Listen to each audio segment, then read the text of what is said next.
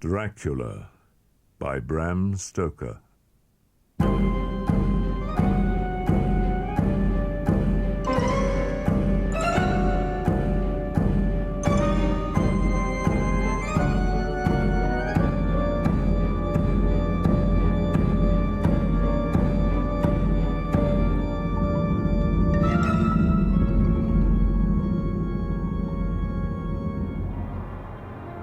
Jonathan Harker's Journal.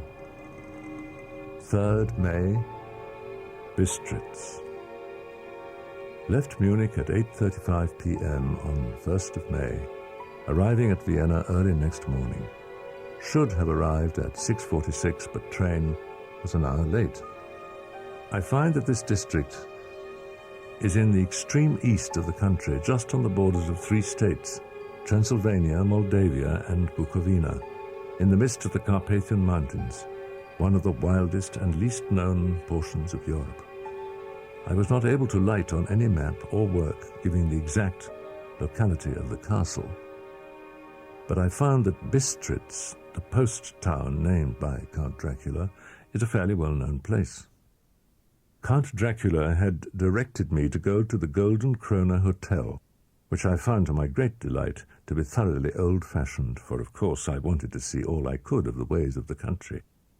I was evidently expected, for when I got near the door, I faced a cheery-looking elderly woman in the usual peasant dress. When I came close, she bowed and said, "The Herr Englishman?" "Yes," I said, "Jonathan Harker."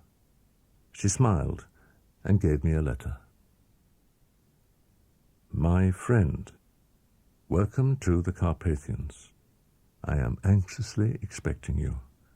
Sleep well tonight. At 3 tomorrow, the public coach will start for Bukovina. A place on it is kept for you. At the Borgo Pass, my carriage will await you and will bring you to me. I trust that your journey from London has been a happy one, and that you will enjoy your stay in my beautiful land. Your friend, Dracula. 4th of May. Just before I was leaving, the old lady came up to my room and said in a very hysterical way, "Must you go? Oh, young Herr, must you go?" When I told her that I must go at once, and that I was engaged on important business, she went down on her knees and implored me not to. It was all very ridiculous, but I didn't feel comfortable. I soon lost sight and recollection of ghostly fears in the beauty of the scene as we drove along. Before us lay a green, sloping land full of forests and woods, with here and there steep hills crowned with clumps of trees or with farmhouses. Beyond the swelling hills rose mighty slopes of forest up to the lofty steeps of the Carpathians themselves. When it grew dark, there seemed to be some excitement amongst the passengers, and they kept speaking to the driver as though urging him to further speed. He lashed the horses unmercifully with his long whip, and with wild cries of encouragement urged them on to further exertions. Then the mountains seemed to come nearer to us on each side, and to frown down upon us. We were entering the Borgo Pass. I was now myself looking out for the conveyance which was to take me to the Count, but there was no sign of a vehicle. The passengers drew back with a sigh of gladness which seemed to mock my own disappointment. I was already thinking what I had best do, when the horses began to neigh and snort and plunge wildly, so that the driver had to hold them up. Then, amongst a chorus of screams from the peasants and a universal crossing of themselves, a calèche with 4 horses drove up behind us, overtook us, and drew up beside the coach. I could see from the flash of our lamps as the rays fell on them that the horses were coal-black and splendid animals. They were driven by a tall man with a long brown beard and a great black hat, which seemed to hide his face from us. I could only see the gleam of a pair of very bright eyes, which seemed red in the lamplight. As he turned to us, he said to the driver, "You are early tonight, my friend." As he spoke, he smiled, and the lamplight fell on a hard-looking mouth with very red lips and sharp-looking teeth as white as ivory. Then I descended from the side of the coach as the caleche was close alongside, the driver helping me with a hand which caught my arm in a grip of steel. His strength must have been prodigious.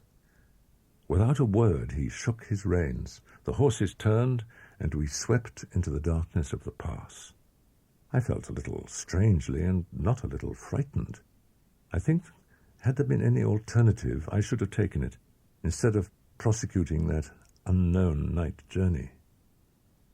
Then the moon, sailing through the black clouds, appeared behind the jagged crest of a beetling, pine-clad rock, and by its light I saw around us a ring of wolves with white teeth and lolling red tongues, with long, sinewy limbs and shaggy hair. I called to the coachman and saw him stand in his seat. He swept his long arms as though brushing aside some impalpable obstacle. The wolves fell back, and back further still. Just then, a heavy cloud passed across the face of the moon, so that we were again in darkness. When I could see again, the wolves had disappeared. This was all so strange and uncanny that a dreadful fear came upon me, and I was afraid to speak or move. The time seemed interminable as we swept on our way, now in complete darkness. Suddenly, I became conscious of the fact that the driver was in the act of pulling up the horses in the courtyard of a vast, ruined castle, from whose tall black windows came no ray of light, and whose broken battlements showed a jagged line against the moonlit sky. When the caleche stopped, the driver jumped down and held out his hand to assist me to alight. Again, I could not but notice his prodigious strength. The driver jumped again into his seat and shook the reins. The horses started forward, and trap and all disappeared down one of the dark openings. I stood in silence where I was, for I did not know what to do.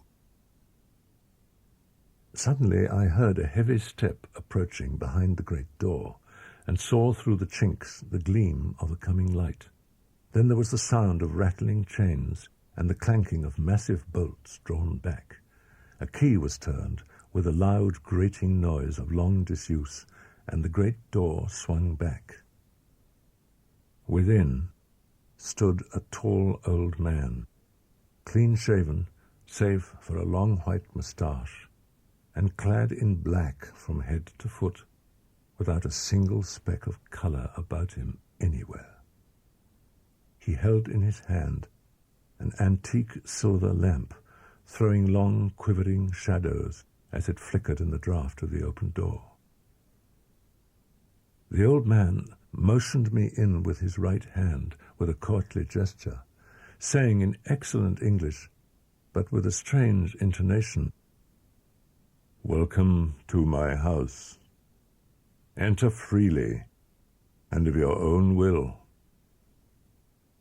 He made no motion of stepping to meet me, but stood like a statue, as though his gesture of welcome had fixed him into stone. The instant, however, that I had stepped over the threshold, he moved impulsively forward, and holding out his hand, grasped mine with a strength which made me wince, an effect which was not lessened by the fact that it seemed as cold as ice, more like the hand of a dead than a living man. Again he said, "Welcome to my house. Come freely, go safely, and leave something of the happiness you bring." Count Dracula? He bowed in a courtly way as he replied, "I am Dracula, and I bid you welcome, Mr. Harker, to my house. Come in. The night air is chill, and you must need to eat and rest." As he was speaking, he put the lamp on a bracket on the wall, and stepping out, took my luggage. He had carried it in before I could forestall him. He insisted on carrying my luggage along the passage, and then up a great winding stair, and along another great passage on whose stone floor our steps rang heavily. Passing through this, he opened another door, and motioned me to enter. It was a welcome sight, for here was a great bedroom, well lighted, and warmed with another log fire, which sent a hollow roar up the wide chimney. The Count himself left my luggage inside and withdrew, saying, before he closed the door, "You will need, after your journey, to refresh yourself. I trust you will find all you wish. When you are ready, come into the other room, where you will find your supper prepared." The light and warmth and the Count's courteous welcome seemed to have dissipated all my doubts and fears. So making a hasty toilet, I went into the other room. I found supper already laid out. My host, who stood on one side of the great fireplace, leaning against the stonework, made a graceful wave of his hand to the table and said, "I pray you be seated and sup how you please. You will, I trust, excuse me that I do not join you, but I have dined already." The Count himself came forward and took off the cover of a dish, and I fell to at once on an excellent roast chicken. In time I had finished my supper, and by my host's desire had drawn up a chair by the fire and begun to smoke a cigar which he offered me, at the same time excusing himself that he did not smoke. I had now an opportunity of observing him, and found him of a very marked physiognomy. His face was a very strong, aquiline, with high bridge of the thin nose and peculiarly arched nostrils, with lofty domed forehead, and hair growing scantily round the temples, but profusely elsewhere. His eyebrows were very massive, almost meeting over the nose, and with bushy hair that seemed to curl in its own profusion. The mouth, so far as I could see it under the heavy moustache, was fixed and rather cruel-looking, with peculiarly sharp white teeth.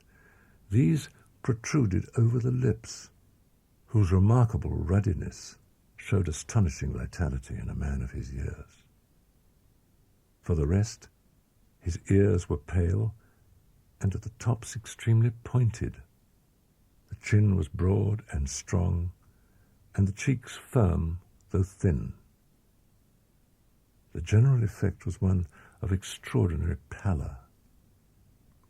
I noticed his hands as they lay on his knees in the firelight. Strange to say, there were hairs in the centre of the palm. The nails were long and fine, and cut to a sharp point. As the Count leaned over me and his hands touched me, I could not repress a shudder. It may have been that his breath was rank, but a horrible feeling of nausea came over me, which, do what I would, I could not conceal. The Count, evidently noticing it, drew back with a grim sort of smile. We were both silent for a while, and as I looked towards the window, I saw the first dim streak of the coming dawn. Then he rose and said, "But you must be tired. Your bedroom is all ready, and tomorrow you shall sleep as late as you will. I have to be away till the afternoon, so sleep well and dream well."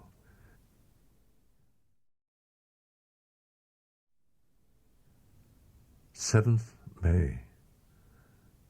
There are certainly odd deficiencies in the house, considering the extraordinary evidences of wealth which are around me. In none of the rooms is there a mirror. There is not even a toilette glass on my table, and I had to get the little shaving glass from my bag before I could either shave or brush my hair.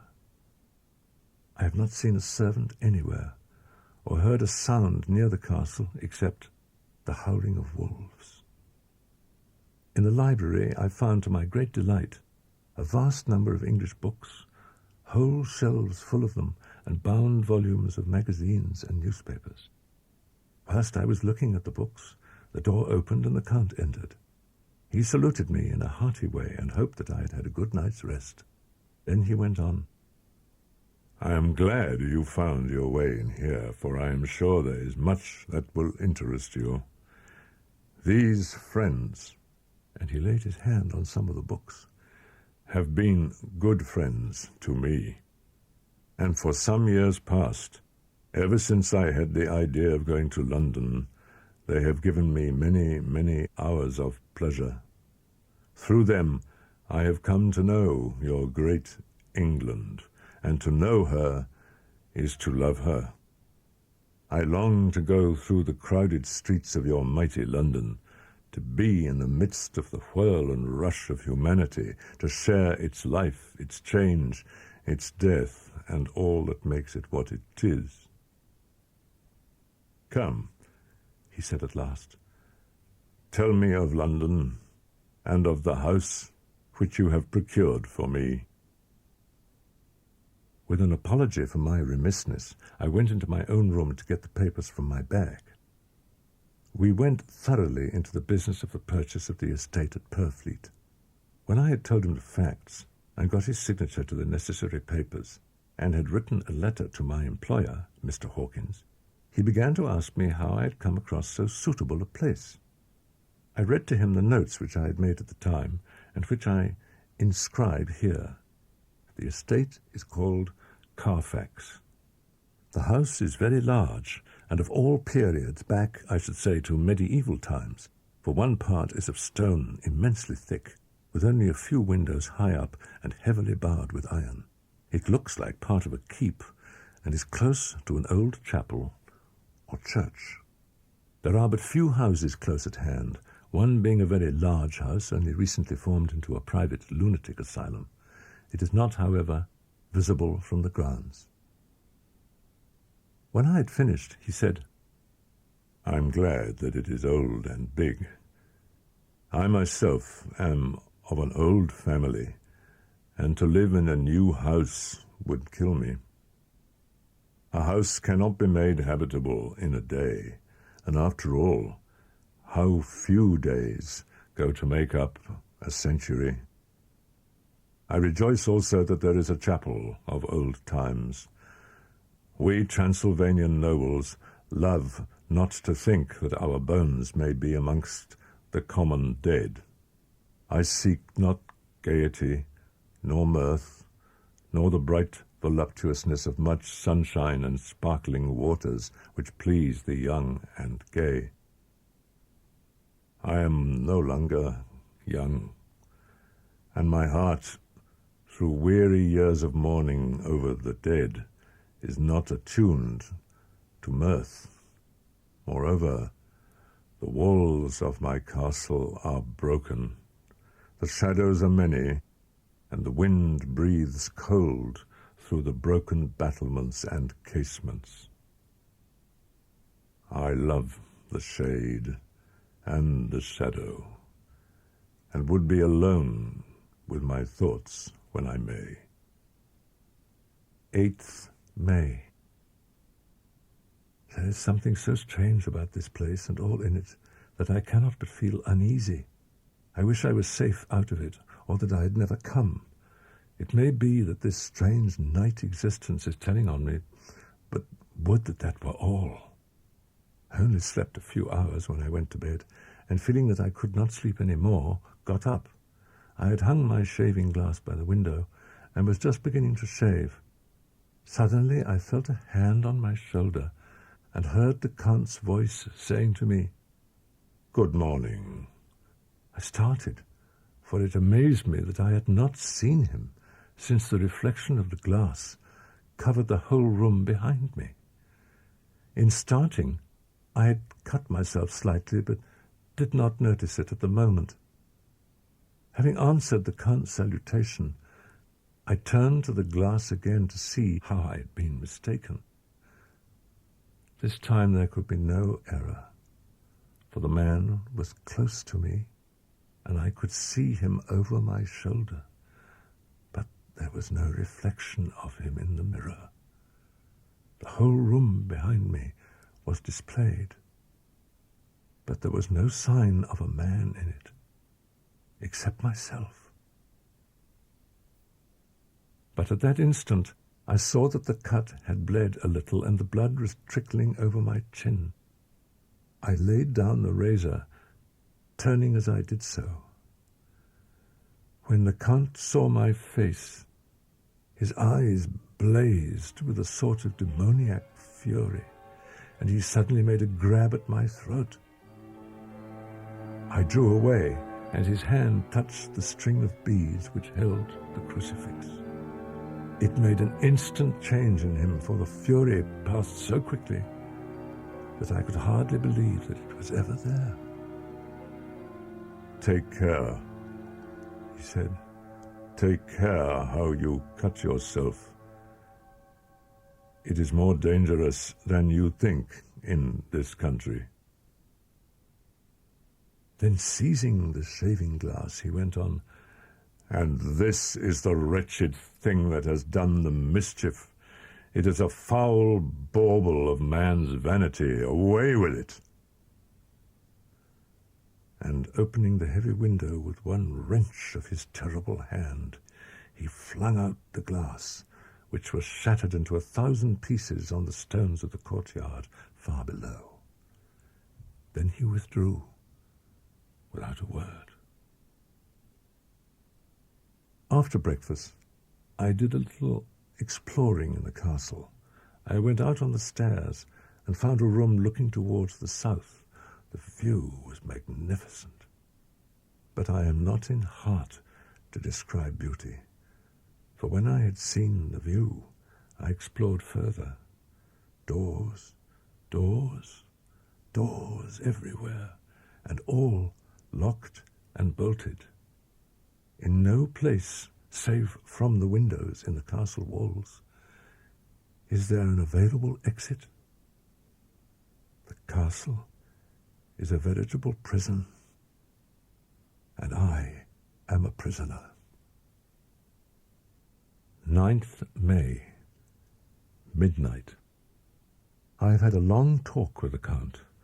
I asked him a few questions on Transylvanian history, and he warmed up to the subject wonderfully, especially of battles. He spoke as if he'd been present at them all. "We, Dracula, have a right to be proud, for in our veins flows the blood of many brave races who fought as the lion fights for lordship. Ah, young sir, the Dracula, their heart's blood, their brains, and their swords can boast a record that mushroom growths like the Habsburgs and the Romanovs can never reach. The warlike days are over. Blood is too precious a thing in these days of dishonorable peace, and the glories of the great races are as a tale that is told." It was by this time close on morning, and we went to bed.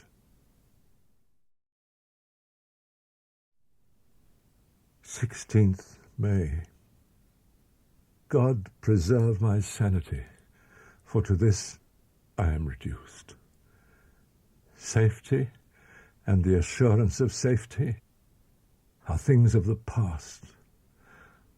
Whilst I live on here, there is but one thing to hope for, that I may not go mad, if indeed I be not mad already. Last night I went to my room. After a little while, not hearing any sound, I came out and went up the stone stair to where I could look out towards the south. As I leaned from the window, my eye was caught by something moving a story below me. What I saw was the Count's head coming out from the window. I was at first interested and somewhat amused, but my feelings changed to repulsion and terror when I saw the whole man slowly emerge from the window and begin to crawl down the castle wall over that dreadful abyss, face down, with his cloak spreading out around him like great wings. What manner of man is this? Or what manner of creature is it in the semblance of man? I knew he had left the castle now, and thought to use the opportunity to explore more than I had dared to do as yet. I went back to the room, and taking a lamp, tried all the doors. They were all locked, as I had expected. At last, however, I found one door at the top of a stairway, which, though it seemed to be locked, gave a little under pressure. Evidently I was now in a wing of the castle occupied in bygone days, for the furniture had more air of comfort than any I had seen. After trying a little to school my nerves, I found a soft quietude come over me. I sat at a little oak table where in old times possibly some fair lady sat to pen her ill-spelt love letter, and writing in my diary in shorthand all that has happened since I closed it last. When I had written in my diary, and had fortunately replaced the book and pen in my pocket, the sense of sleep was upon me. I suppose I must have fallen asleep, but I fear all that followed was startlingly real. I was not alone. The room was the same, unchanged in any way since I came into it. I could see along the floor in the brilliant moonlight my own footsteps marked where I had disturbed the long accumulation of dust. In the moonlight opposite me were 3 young women, ladies by their dress and manner. I thought at the time that I must be dreaming when I saw them, for though the moonlight was behind them, they threw no shadow on the floor. They came close to me and looked at me for some time and then whispered together. 2 were dark and had high aquiline noses like the Count, and great dark piercing eyes that seemed to be almost red when contrasted with the pale yellow moon. The other was fair as can be, with great wavy masses of golden hair and eyes like pale sapphires. I seemed somehow to know her face, and to know it in connection with some dreamy fear, but I could not recollect at the moment how or where. All 3 had brilliant white teeth that shone like pearls against the ruby of their voluptuous lips. There was something about them that made me uneasy, some longing, and at the same time some deadly fear. I felt in my heart a wicked, burning desire that they would kiss me with those red lips. It is not good to note this down, lest some day it should meet Mina's eyes and cause her pain, but it is the truth. They whispered together, and then they all 3 laughed. Such a silvery musical laugh, but as hard as though the sound never could have come through the softness of human lips. It was like the intolerable tingling sweetness of water glasses when played on by a cunning hand. The fair girl shook her head coquettishly, and the other 2 urged her on. One said, "Go on, you are first, and we shall follow. Yours is the right to begin." The other added, "He's young and strong. There are kisses for us all." I lay quiet, looking out under my eyelashes in an agony of delightful anticipation. The fair girl advanced and bent over me till I could feel the movement of her breath upon me. Sweet it was in one sense, honey sweet, and sent the same tingling through the nerves as her voice, but with a bitter underlying sweet, a bitter offensiveness as one smells in blood. I was afraid to raise my eyelids, but looked out and saw perfectly under the lashes. The fair girl went on her knees and bent over me, fairly gloating. There was a deliberate voluptuousness which was both thrilling and repulsive, and as she arched her neck, she actually licked her lips like an animal, till I could see in the moonlight the moisture shining on the scarlet lips and on the red tongue as it lapped the white, sharp teeth. Lower and lower went her head as the lips went below the range of my mouth and chin and seemed about to fasten on my throat. Then she paused, and I could hear the churning sound of her tongue as it licked her teeth and lips, and could feel the hot breath on my neck. Then the skin of my throat began to tingle as one's flesh does when the hand that is to tickle it approaches nearer, nearer. I could feel the soft, shivering touch of the lips on the supersensitive skin of my throat, and the hard dents of two sharp teeth just touching and pausing there. I closed my eyes in a languorous ecstasy and waited with beating heart. But at that instant, another sensation swept through me as quick as lightning. I was conscious of the presence of the Count, and of his being as if lapped in a storm of fury. As my eyes opened involuntarily, I saw his strong hand grasp the slender neck of the fair woman, and with giant's power draw it back, the blue eyes transformed with fury, the white teeth champing with rage, and the fair cheeks blazing red with passion. But the Count! Never did I imagine such wrath and fury, even in the demons of the pit. His eyes were positively blazing.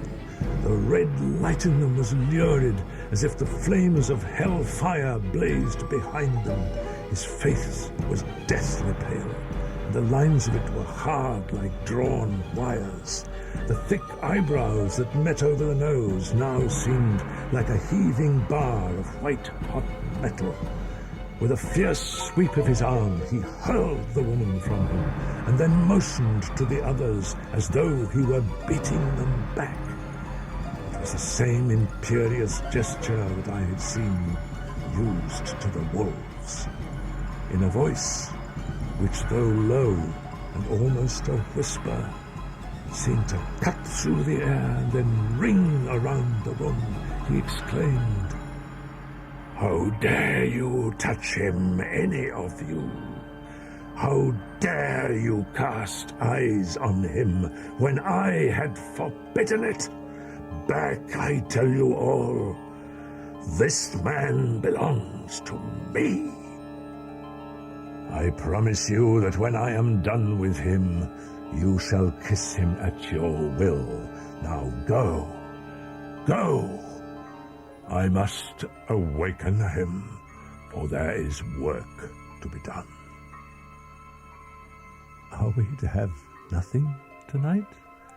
said one of them with a low laugh, as she pointed to the bag which he had thrown upon the floor, and which moved as though there was some living thing within it. For answer, he nodded his head. One of the women jumped forward and opened it. If my ears did not deceive me, there was a gasp and a low wail as of a half-smothered child. The women closed round, whilst I was aghast with horror. But as I looked, they disappeared, and with them the dreadful bag. There was no door near them, and they could not have passed me without my noticing. They simply seemed to fade into the rays of the moonlight and pass out through the window, for I could see outside the dim shadowy forms for a moment before they entirely faded away. Then the horror overcame me, and I sank down unconscious.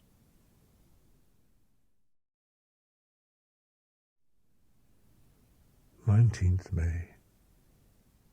I am surely in the toils. Last night the Count asked me in the suavest tones to write 3 letters, one saying that my work here was nearly done and that I should start for home within a few days, another that I was starting on the next morning from the time of the letter, and the third that I had left the castle and arrived at Bistritz. I asked him what dates I should put on the letters. He calculated a minute and then said, "The first should be June 12, the second June 19, and the third June 29.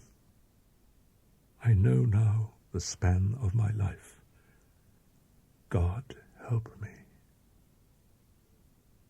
17th June. This morning, as I was sitting on the edge of my bed, cudgelling my brains, I heard without a cracking of whips and pounding and scraping of horses' feet up the rocky path beyond the courtyard. With joy I hurried to the window and saw drive into the yard 2 great lighter wagons, each drawn by 8 sturdy horses, and at the head of each pair a Slovak with his wide hat, great nail-studded belt, dirty sheepskin, and high boots. But no effort of mine, no piteous cry or agonized entreaty would make them even look at me. They resolutely turned away. The lighter wagons contained great square boxes with handles of thick rope. They were evidently empty by the ease with which the Slovaks handled them, and by their resonance as they were roughly moved. 21st June. Before morning. Last night the Count left me early and locked himself into his own room. Suddenly I heard a sound in the courtyard without, the agonized cry of a woman. "Monster, give me my child!" She threw herself on her knees and, raising up her hands, cried the same words in tones which wrung my heart. Then she tore her hair and beat her breast and abandoned herself to all the violences of extravagant emotion. Finally, she threw herself forward, and although I could not see her, I could hear the beating of her naked hands against the door. Somewhere, high overhead, probably on the tower, I heard the voice of the Count calling in his harsh metallic whisper. His call seemed to be answered from far and wide by the howling of wolves. Before many minutes had passed, a pack of them poured like a pent-up dam when liberated through the wide entrance into the courtyard. There was no cry from the woman, and the howling of the wolves was but short. Before long, they streamed away singly, licking their lips. I could not pity her, for I knew now what had become of her child, and she was better dead. What shall I do? What can I do? How can I escape from this dreadful thrall of night and gloom and fear? 29th June.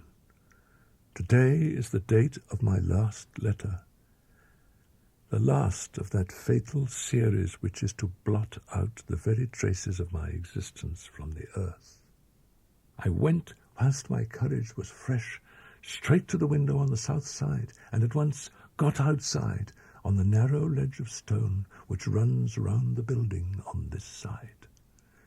I knew pretty well the direction and distance of the Count's window, and made for it as well as I could, till I found myself standing on the window-sill and trying to raise up the sash. I was filled with agitation, however, when I bent down and slid feet foremost in through the window. The room was empty. At one corner was a heavy door. I tried it. It was open, and led through a stone passage to a circular stairway which went steeply down. At the bottom there was a dark tunnel-like passage through which came a deathly, sickly odour, the odour of old earth newly turned. As I went through the passage, the smell grew closer and heavier. At last I pulled open a heavy door which stood ajar, and found myself in an old ruined chapel which had evidently been used as a graveyard. The ground had recently been dug over, and the earth placed in great wooden boxes, manifestly those which had been brought by the Slovaks. There, in one of the great boxes, on a pile of newly dug earth, lay the Count. He was either dead or asleep. I could not say which, for the eyes were open and stony, but without the glassiness of death. But there was no sign of movement, no pulse, no breath, no beating of the heart. He looked as if his youth had been half renewed, for the white hair and moustache were changed to dark iron grey.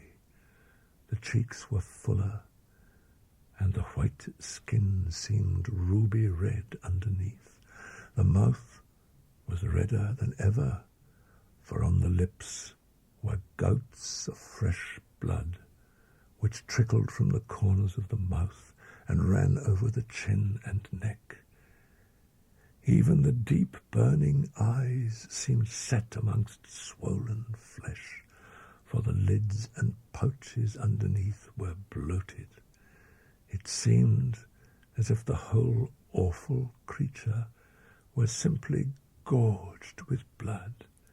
He lay like a filthy leech, exhausted with his repletion.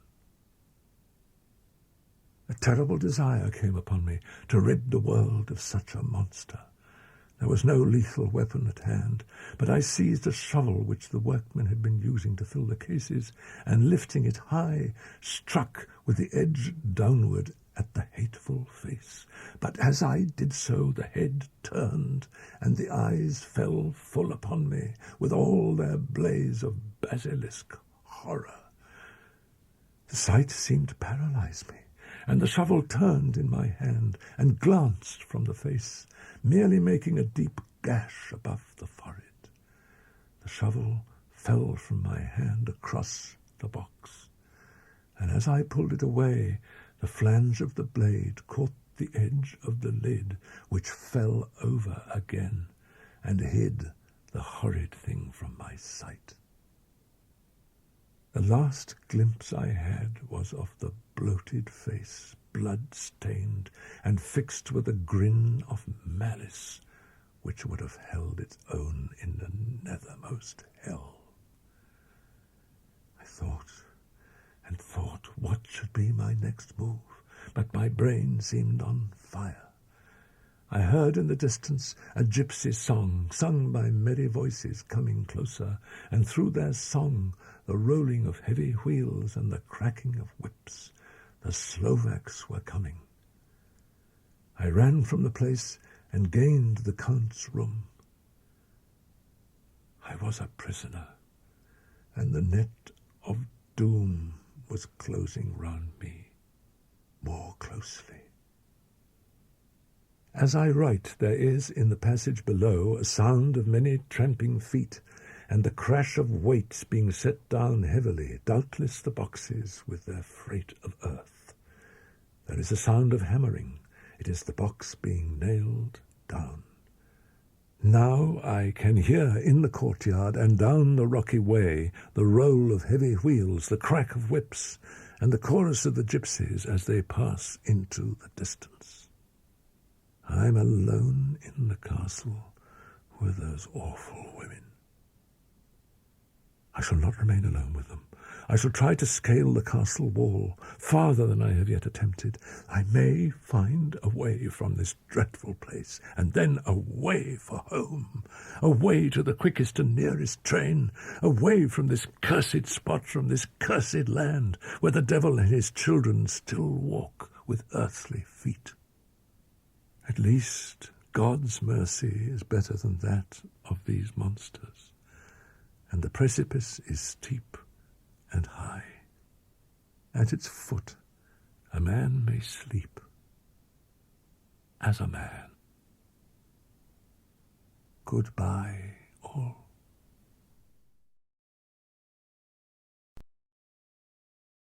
Mina Murray's Journal.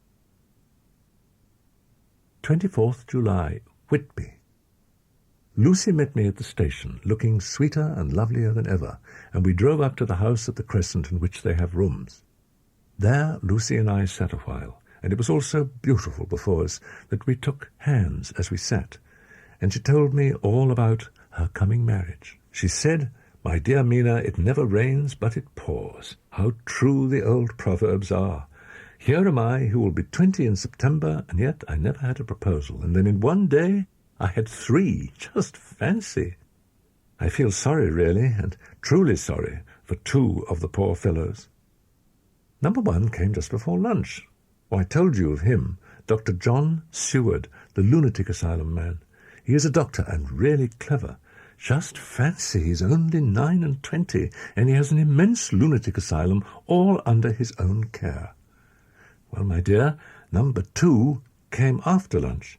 Mr. Quincy P. Morris is an American from Texas, and he looks so young and so fresh that it seems almost impossible that he's been to so many places and has had such adventures. Oh, about number 3. I needn't tell you of number 3, need I? He is the Honourable Arthur Homewood, only son of Lord Godalming. He's coming up here very shortly, as soon as he can leave town, for his father's not very well. It was all so confused. It seemed only a moment from his coming into the room till both his arms were round me and he was kissing me. I'm very, very happy, and I don't know what I've done to deserve it.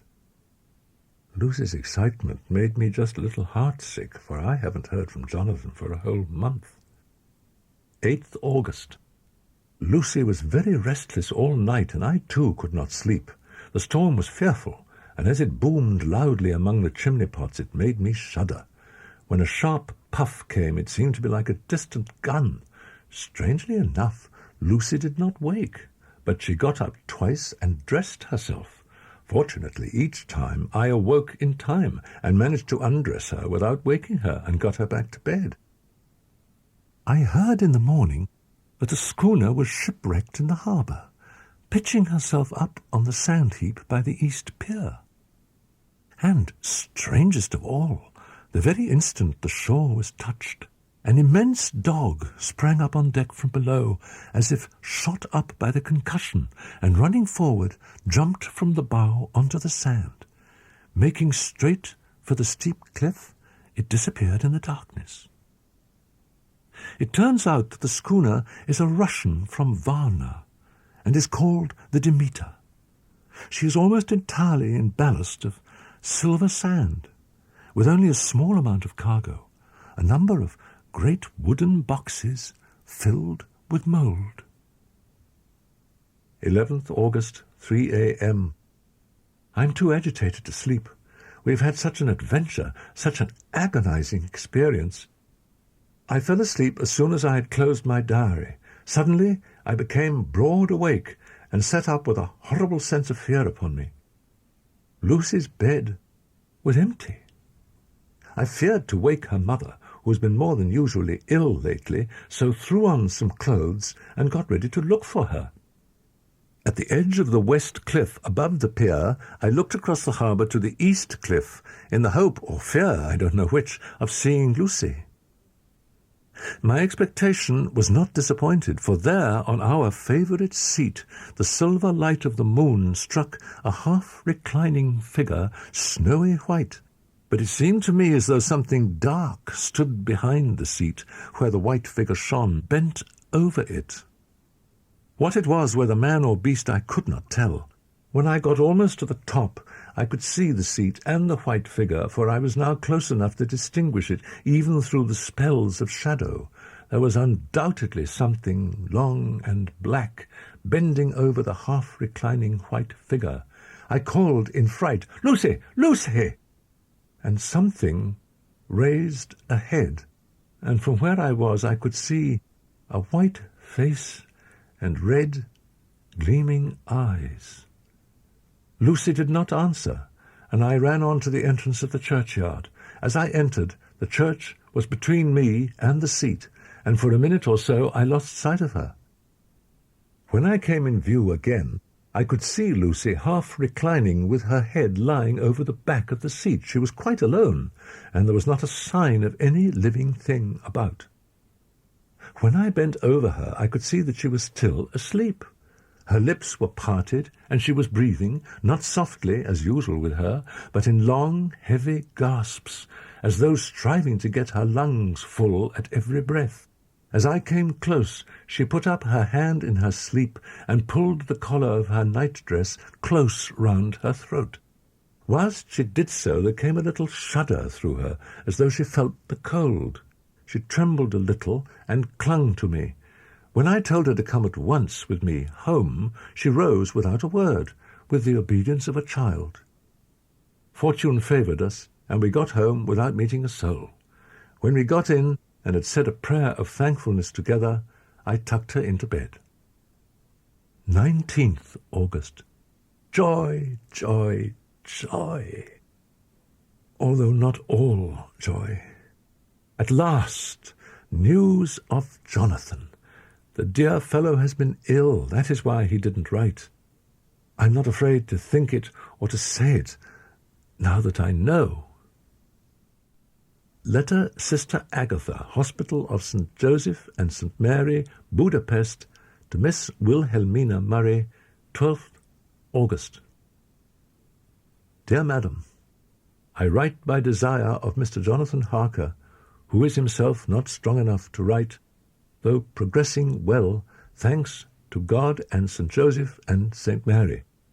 He has been under our care for nearly 6 weeks, suffering from a violent brain fever. He wishes me to convey his love, and he has told me all about you, and that you are shortly to be his wife. All blessings to you both.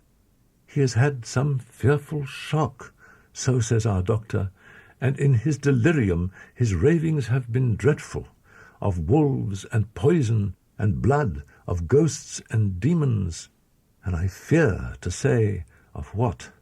Yours with sympathy and all blessings, Sister Agatha.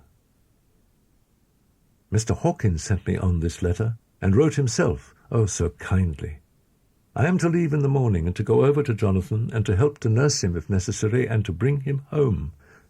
Mr. Hawkins says it would not be a bad thing if we were to be married out there. I must write no more. I must keep it to say to Jonathan, my husband.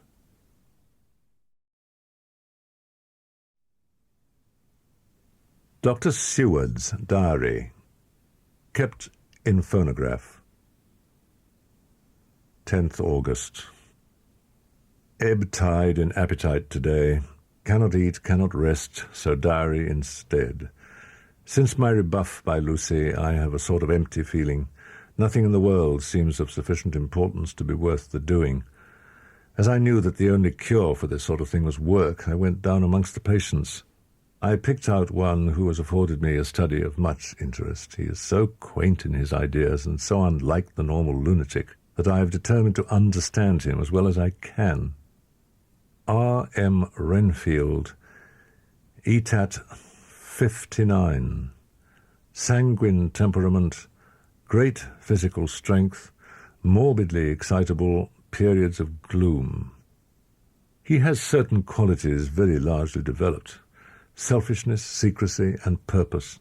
I wish I could get at what is the object of the latter. He seems to have some settled scheme of his own, but what it is I do not yet know. 19th August. Strange and sudden change in Renfield last night. At 9 o'clock, the night watchman came to see me, sent up from the ward to say that Renfield had escaped. I ran as quickly as I could. As I got through the belt of trees, I saw a white figure scale the high wall which separates our grounds from those of the deserted house. I ran back at once and told the watchman to get 3 or 4 men immediately and follow me into the grounds of Carfax in case our friend might be dangerous. I got a ladder myself and, crossing the wall, dropped down on the other side. I could see Renfield's figure just disappearing behind the angle of the house, so I ran after him. On the far side of the house, I found him pressed close against the old iron-bound oak door of the chapel. My men had now crossed the wall and were closing him in. I heard him say, "I am here to do your bidding, master. I am your slave, and you will reward me, for I shall be faithful. I have worshipped you long and afar off. Now that you are near, I await your commands, and you will not pass me by, will you, dear master, in your distribution of good things?" As we were holding him, a strange thing happened. He suddenly redoubled his efforts, and then, as suddenly, grew calm. I looked round instinctively but could see nothing. Then I caught the patient's eye and followed it, but could trace nothing as it looked into the moonlit sky except a big bat which was flapping its silent and ghostly way to the west. Bats usually wheel and flit about, but this one seemed to go straight on as if it knew where it was bound for or had some intention of its own. The patient grew calmer every instant and presently said, "You needn't tie me. I shall go quietly." Without trouble, we came back to the house.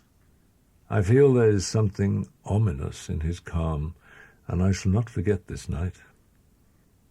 31st August. Arthur Homewood writes to me that Lucy is ill and asks me to attend her. Arthur himself is summoned to see his father, who is apparently very sick. Letter from Dr. Seward to Arthur Homewood, 2nd September. My dear old fellow, with regard to Miss Westenra's health, I hasten to let you know at once that in my opinion there is not any functional disturbance or any malady that I know of. At the same time, I am not by any means satisfied with her appearance. I could easily see that she is somewhat bloodless, but I could not see the usual anemic signs. In other physical matters I was quite satisfied that there is no need for anxiety, but as there must be a cause somewhere, I have come to the conclusion that it must be something mental. She complains of difficulty in breathing satisfactorily at times, and of heavy lethargic sleep with dreams that frighten her, but regarding which she can remember nothing. I am in doubt, and so have done the best thing I know of. I have written to my old friend and master, Professor Van Helsing of Amsterdam, who knows as much about obscure diseases as anyone in the world. Mrs. Westenra was naturally anxious concerning Lucy, and I told her that my old master, Van Helsing, the great specialist, was coming to stay with me, and that I would put her in his charge, conjointly with myself. So now we can come and go without alarming her unduly. If any need, I shall write, so that if you do not hear from me, take it for granted that I am simply waiting for news. In haste, yours ever, John Seward. Dr. Seward's Diary. 7th September. The first thing Van Helsing said to me when we met at Liverpool Street was, "Have you said anything to our young friend, the lover of her?" "No," I said. When I described Lucy's symptoms, he looked very grave, but said nothing. When we were shown in, Mrs. Westenra met us. She was alarmed, but not nearly so much as I expected to find her. Van Helsing and I were shown up to Lucy's room. If I was shocked when I saw her yesterday, I was horrified when I saw her today. She was ghastly, chalkily pale, The red seemed to have gone even from her lips and gums, and the bones of her face stood out prominently. Her breathing was painful to see or hear. Van Helsing's face grew set as marble, and his eyebrows converged till they almost touched over his nose. Lucy lay motionless and didn't seem to have strength to speak, so for a while we were all silent. Then Van Helsing beckoned to me, and we went gently out of the room. "My God," he said, "this is dreadful. There is no time to be lost. She will die for sheer want of blood to keep the heart's action as it should be. There must be transfusion of blood at once. Is it you or me?" "I am younger and stronger, Professor. It must be me." "Then get ready at once. I will bring up my bag. I am prepared." I went downstairs with him, and as we reached the hall, the maid had just opened the door, and Arthur was stepping quickly in. He rushed up to me, saying in an eager whisper, "Jack, I was so anxious. I read between the lines of your letter, and I've been in an agony. The dad was better, so I ran down here to see for myself. Is not that gentleman Dr. Van Helsing? I'm so grateful to you, sir, for coming." Van Helsing said to him gravely as he held out his hand, "Sir, you have come in time. You are the lover of our dear miss. She is bad, very, very bad. You are to help her. You can do more than any that live, and your courage is your best help." "What can I do?" asked Arthur hoarsely. "Tell me, and I shall do it. My life is hers, and I would give the last drop of blood in my body for her." We all went up to Lucy's room. Arthur, by direction, remained outside. Lucy turned her head and looked at us, but said nothing. She was not asleep, but she was simply too weak to make the effort.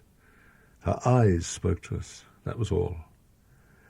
Van Helsing took some things from his bag and laid them on a little table, out of sight, then gave her a narcotic, and she fell into a deep sleep. Then, with swiftness but with absolute method, Van Helsing performed the operation.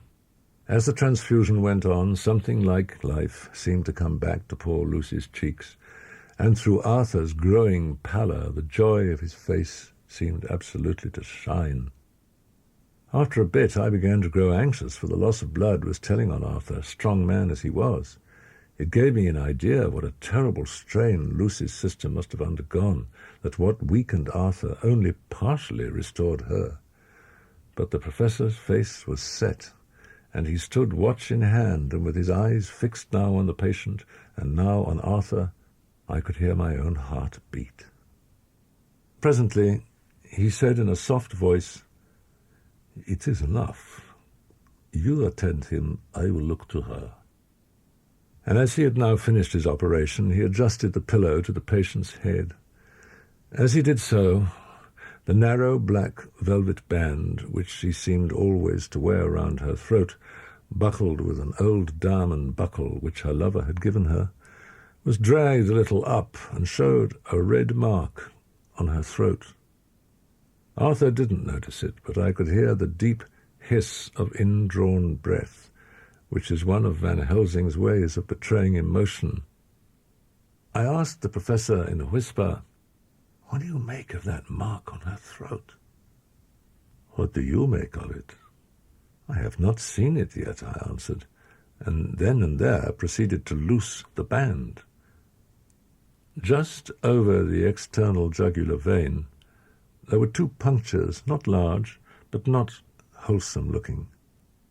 There was no sign of disease, but the edges were white and worn-looking. It at once occurred to me that this wound, or whatever it was, might be the means of that manifest loss of blood, but I abandoned the idea as soon as formed, for such a thing could not be. The whole bed would have been drenched to a scarlet with the blood which the girl must have lost to leave such a pallor as she had before the transfusion. "Well?" said Van Helsing. "Well," said I can make nothing of it." The professor stood up. "I must go back to Amsterdam tonight," he said. "There are books and things there which I want. You must remain here all the night, and you must not let your sight pass from her." I shall be back as soon as possible, and then we may begin." "May begin?" I said. "What on earth do you mean?" "We shall see," he answered as he hurried out. 12th September. With regard to patient Renfield, he has had another outbreak which might have had a dreadful ending, but which, as it fortunately happened, was unattended with any unhappy results. This afternoon, a carrier's cart with 2 men made a call at the empty house whose grounds abut on ours, the house to which the patient ran away. Half an hour later, Renfield broke out through the window of his room and was running down the avenue. I called to the attendants to follow me, and I ran after him, for I feared he was intent on some mischief. My fear was justified when I saw the same cart which had passed before coming down the road, having on it some great wooden boxes. The men were wiping their foreheads and were flushed in the face, as if with violent exercise. Before I could get up to him, the patient rushed at them and, pulling one of them off the cart, began to knock his head against the ground. If I hadn't seized him just at the moment, I believe he would have killed the man there and then. The 2 carriers were at first loud in their threats of actions for damages, but with each a sovereign in hand, they made light of the attack. 18th September. Surely there is some horrible doom hanging over us, that every possible accident should thwart us in all we try to do. I drove to Hillingham and arrived at 10 in the morning. Then we ascended to Lucy's room. For an instant or two, we paused at the door to listen, but there was no sound that we could hear. With white faces and trembling hands, we opened the door gently and entered the room. How shall I describe what we saw? On the bed lay 2 women, Lucy and her mother. The latter lay farthest in, and she was covered with a white sheet, the edge of which had been blown back by the draught through the broken window, showing the drawn white face with a look of terror fixed upon it. By her side lay Lucy, with face white and still more drawn. The flowers which had been round her neck we found upon her mother's bosom, and her throat was bare, showing the 2 little wounds which we had noticed before, but looking horribly white and mangled. Without a word, the professor bent over the bed, his head almost touching poor Lucy's breast. Then he gave a quick turn of his head, and leaping to his feet, he cried out to me, "It is not too late. Quick!" We took Lucy into another room, which had by now been prepared, and laid her in bed and forced a few drops of brandy down her throat. I noticed that Van Helsing tied a soft silk handkerchief round her throat. He was evidently torturing his mind about something, so I waited for an instant, and he spoke. "We must have another transfusion of blood, and that soon. What are we to do for someone who will open his veins for her?" "What's the matter with me, anyhow?" The voice came from the sofa across the room, and its tones brought relief and joy to my heart, for they were those of Quincey Morris. Van Helsing started angrily at the first sound, but his face softened and a glad look came into his eyes as I cried out, "Quincey Morris!" and rushed towards him with outstretched hands. "I think I came just in the nick of time. You know you only have to tell me what to do." Once again we went through that ghastly operation. I have not the heart to go through with the details. Lucy had got a terrible shock. Her struggle back into life was something frightful to see and hear. However, the action of both heart and lungs improved, and Van Helsing made a subcutaneous injection of morphia as before, and with good effect. Her faint became a profound slumber. The professor watched whilst I went downstairs with Quincey Morris. I left Quincey lying down after having a glass of wine. and I went back to the room where Lucy now was. When I came softly in, I found Van Helsing with a sheet or two of notepaper in his hand. He had evidently read it, and was thinking it over as he sat with his hand to his brow. There was a look of grim satisfaction in his face, as of one who has had a doubt solved. He handed me the papers, saying only, "It dropped from Lucy's breast when we carried her to the bath." Memorandum left by Lucy Westenra. 17th September, night. I write this and leave it to be seen. This is an exact record of what took place tonight. I feel I am dying of weakness and have barely strength to write. But it must be done, if I die in the doing. I was waked by the flapping at the window, which had begun after that sleepwalking on the cliff at Whitby, when Mina saved me, and which now I know so well. And outside in the shrubbery I heard a sort of howl like a dog's, but more fierce and deeper. I went to the window and looked out. I could see nothing except a big bat, which had evidently been buffeting its wings against the window.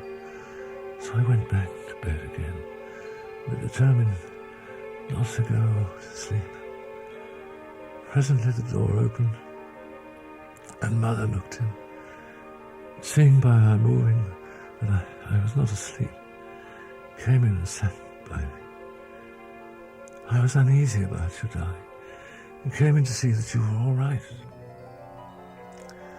As she lay there in my arms, and I in hers, and flapping and buffeting came to the window again. She was startled and a little frightened, and cried out, "What's that?" There was the low howl again out in the shrubbery. And shortly after that, there was a crash at the window, and a lot of broken glass was hurled on the floor. The window blind blew back with the wind rushed in, and there was the head of a great, gaunt, grey wolf. Mother cried out in affright and clutched wildly at anything that would help her. Amongst other things, she clutched the wreath of flowers that Dr. Van Helsing insisted on my wearing round my neck, and tore it away from me. For a second or two she sat up, pointing at the wolf, and there was a strange and horrible gurgling in her throat. Then she fell over, as if struck with lightning. I tried to stir, but there was some spell upon me, and dear Mother's poor body weighed me down.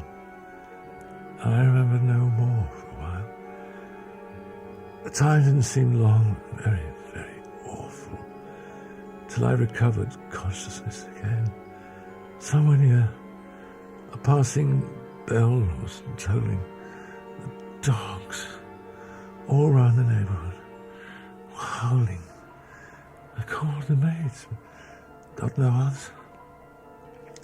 What am I to do? What am I to do? Goodbye, dear Arthur. If I should not survive this night, God keep you, dear. God help me. When I had read it, I stood looking at the professor, and after a pause I asked him, "In God's name, what does it all mean? Was she, or is she, mad? Or what sort of horrible danger is it?" I was so bewildered that I did not know what to say more. Van Helsing put out his hand and took the paper, saying, "Do not trouble about it now. Forget it for the present. You shall know and understand it all in good time."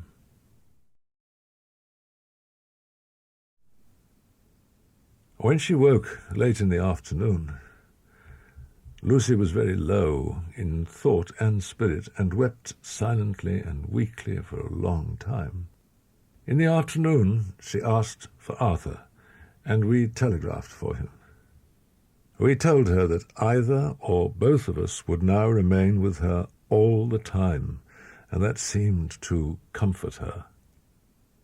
19th September. Only resolution and habit can let me make an entry tonight. I am too miserable, too low-spirited, too sick of the world and all in it, including life itself. At 6 o'clock, Van Helsing came to relieve me. Arthur had then fallen into a doze, and he mercifully let him sleep on. When he saw Lucy's face, he bent down, and with his face almost touching Lucy's, examined her carefully. He removed the flowers and lifted the silk handkerchief from her throat.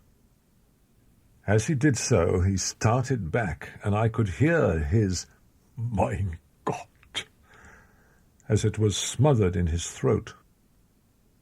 I bent over and looked too, and as I noticed, some queer chill came over me. The wounds on the throat had absolutely disappeared. For fully 5 minutes, Van Helsing stood looking at her with his face at its sternest. Then he turned to me and said calmly, "She is dying. It will not be long now. It will be much difference, mark me, whether she dies conscious or in her sleep. Wake that poor boy, and let him come and see the last.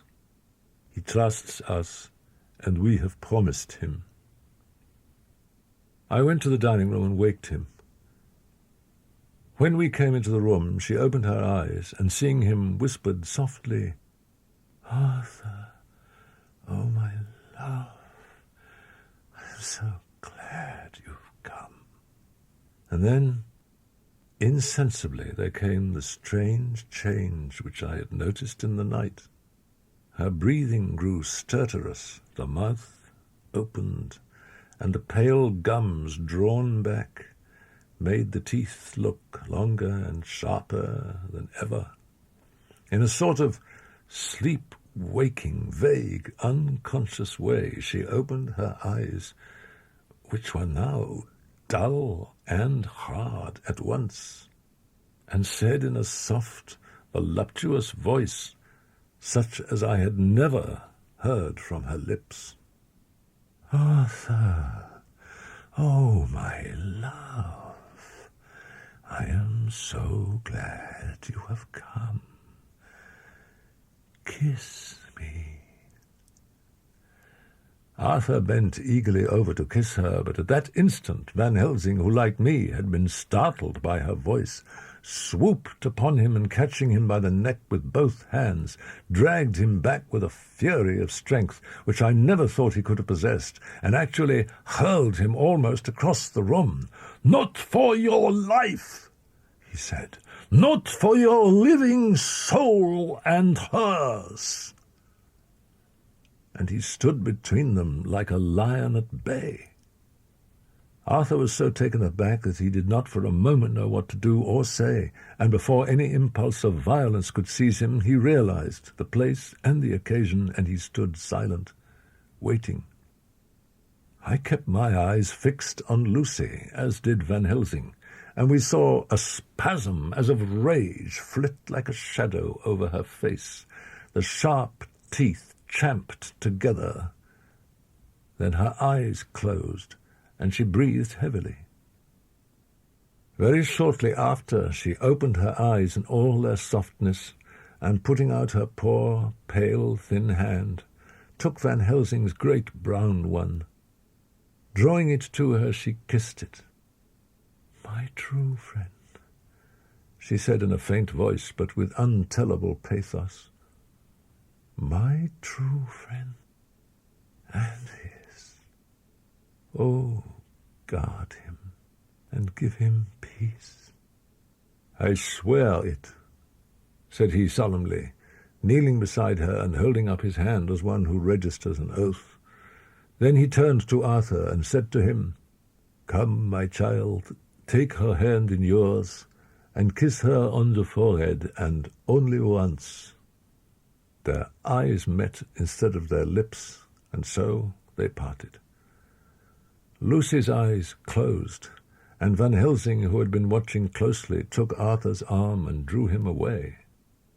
And then Lucy's breathing became stertorous again, and all at once it ceased. "It is all over," said Van Helsing. "She is dead." I took Arthur by the arm and led him away to the drawing-room, where he sat down and covered his face with his hands, sobbing in a way that nearly broke me down to see. I went back to the room, stood beside Van Helsing, and said, "Well, poor girl, there is peace for her at last. It is the end." He turned to me and said with grave solemnity, "Not so, alas, not so. It is only the beginning." When I asked him what he meant, he only shook his head and answered, "We can do nothing as yet. Wait and see." Mina Harker's Journal. 22nd September. A sad homecoming in every way. Jonathan still pale and dizzy under a slight relapse of his malady. And now a telegram from Dr. Van Helsing, whoever he may be. "You will be grieved to hear that Mrs. Westenra died 5 days ago, and that Lucy died the day before yesterday. They were both buried today." Oh, what a wealth of sorrow in a few words.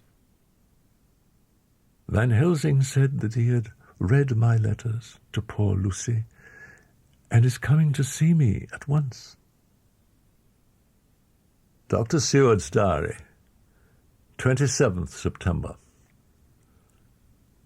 Today, Van Helsing almost bounded into the room at about 5:30 and thrust last night's Westminster Gazette into my hand. "What do you think of that?" he asked as he stood back and folded his arms. I looked over the paper, for I really did not know what he meant, but he took it from me and pointed out a paragraph about children being decoyed away at Hampstead. It did not convey much to me until I reached a passage where it described small punctured wounds on their throats. An idea struck me, and I looked up. "Well," he said, "it is like poor Lucy's. And what do you make of it?" "Simply that there is some cause in common." "You think, then, that those so small holes in the children's throats were made by the same that made the hole in Miss Lucy?" "I suppose so." He stood up and said solemnly, "Then you are wrong. Oh, would it were so, but alas, no. It is worse, far, far worse." "In God's name, Professor Van Helsing, what do you mean?" I cried. He threw himself with a despairing gesture into a chair and placed his elbows on the table, covering his face with his hands as he spoke.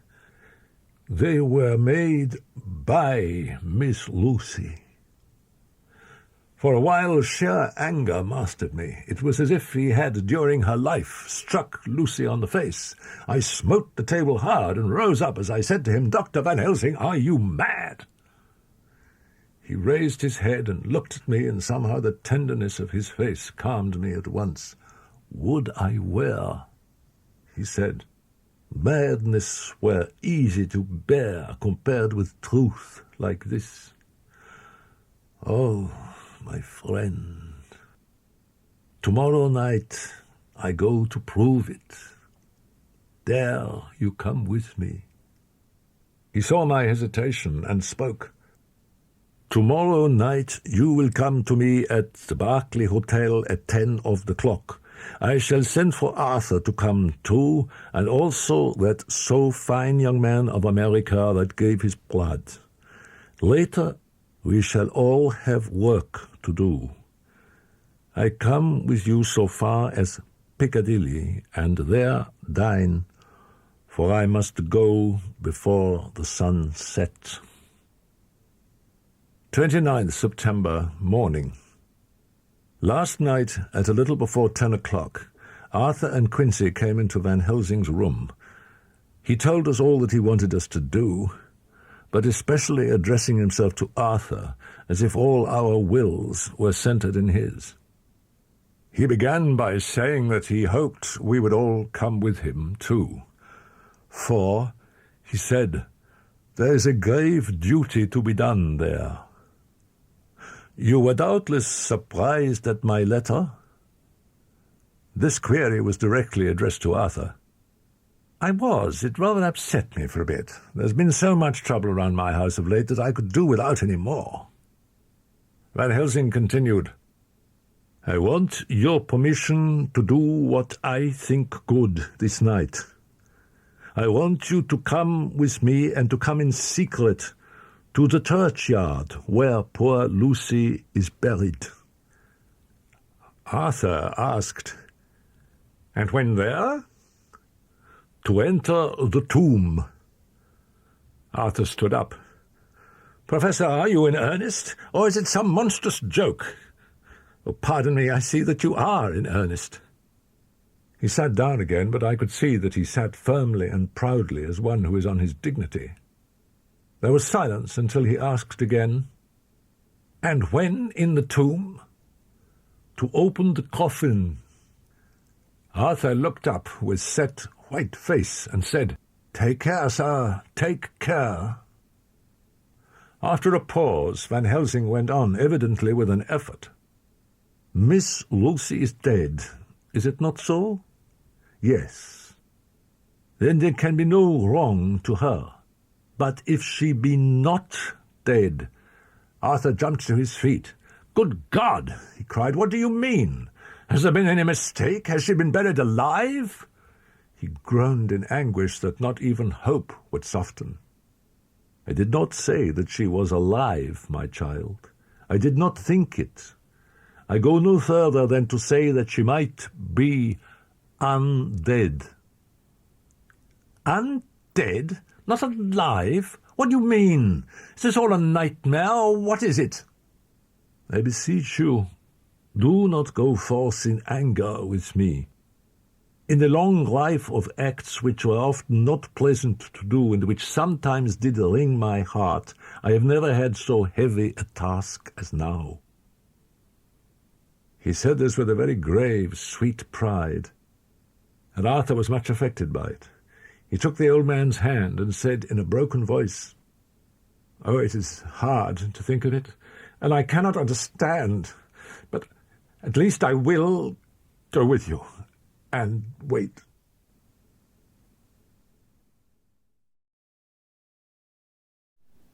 It was just a quarter before 12 o'clock when we got into the churchyard. The professor unlocked the door, and seeing a natural hesitation amongst us for various reasons, solved the difficulty by entering first himself. The rest of us followed, and he closed the door.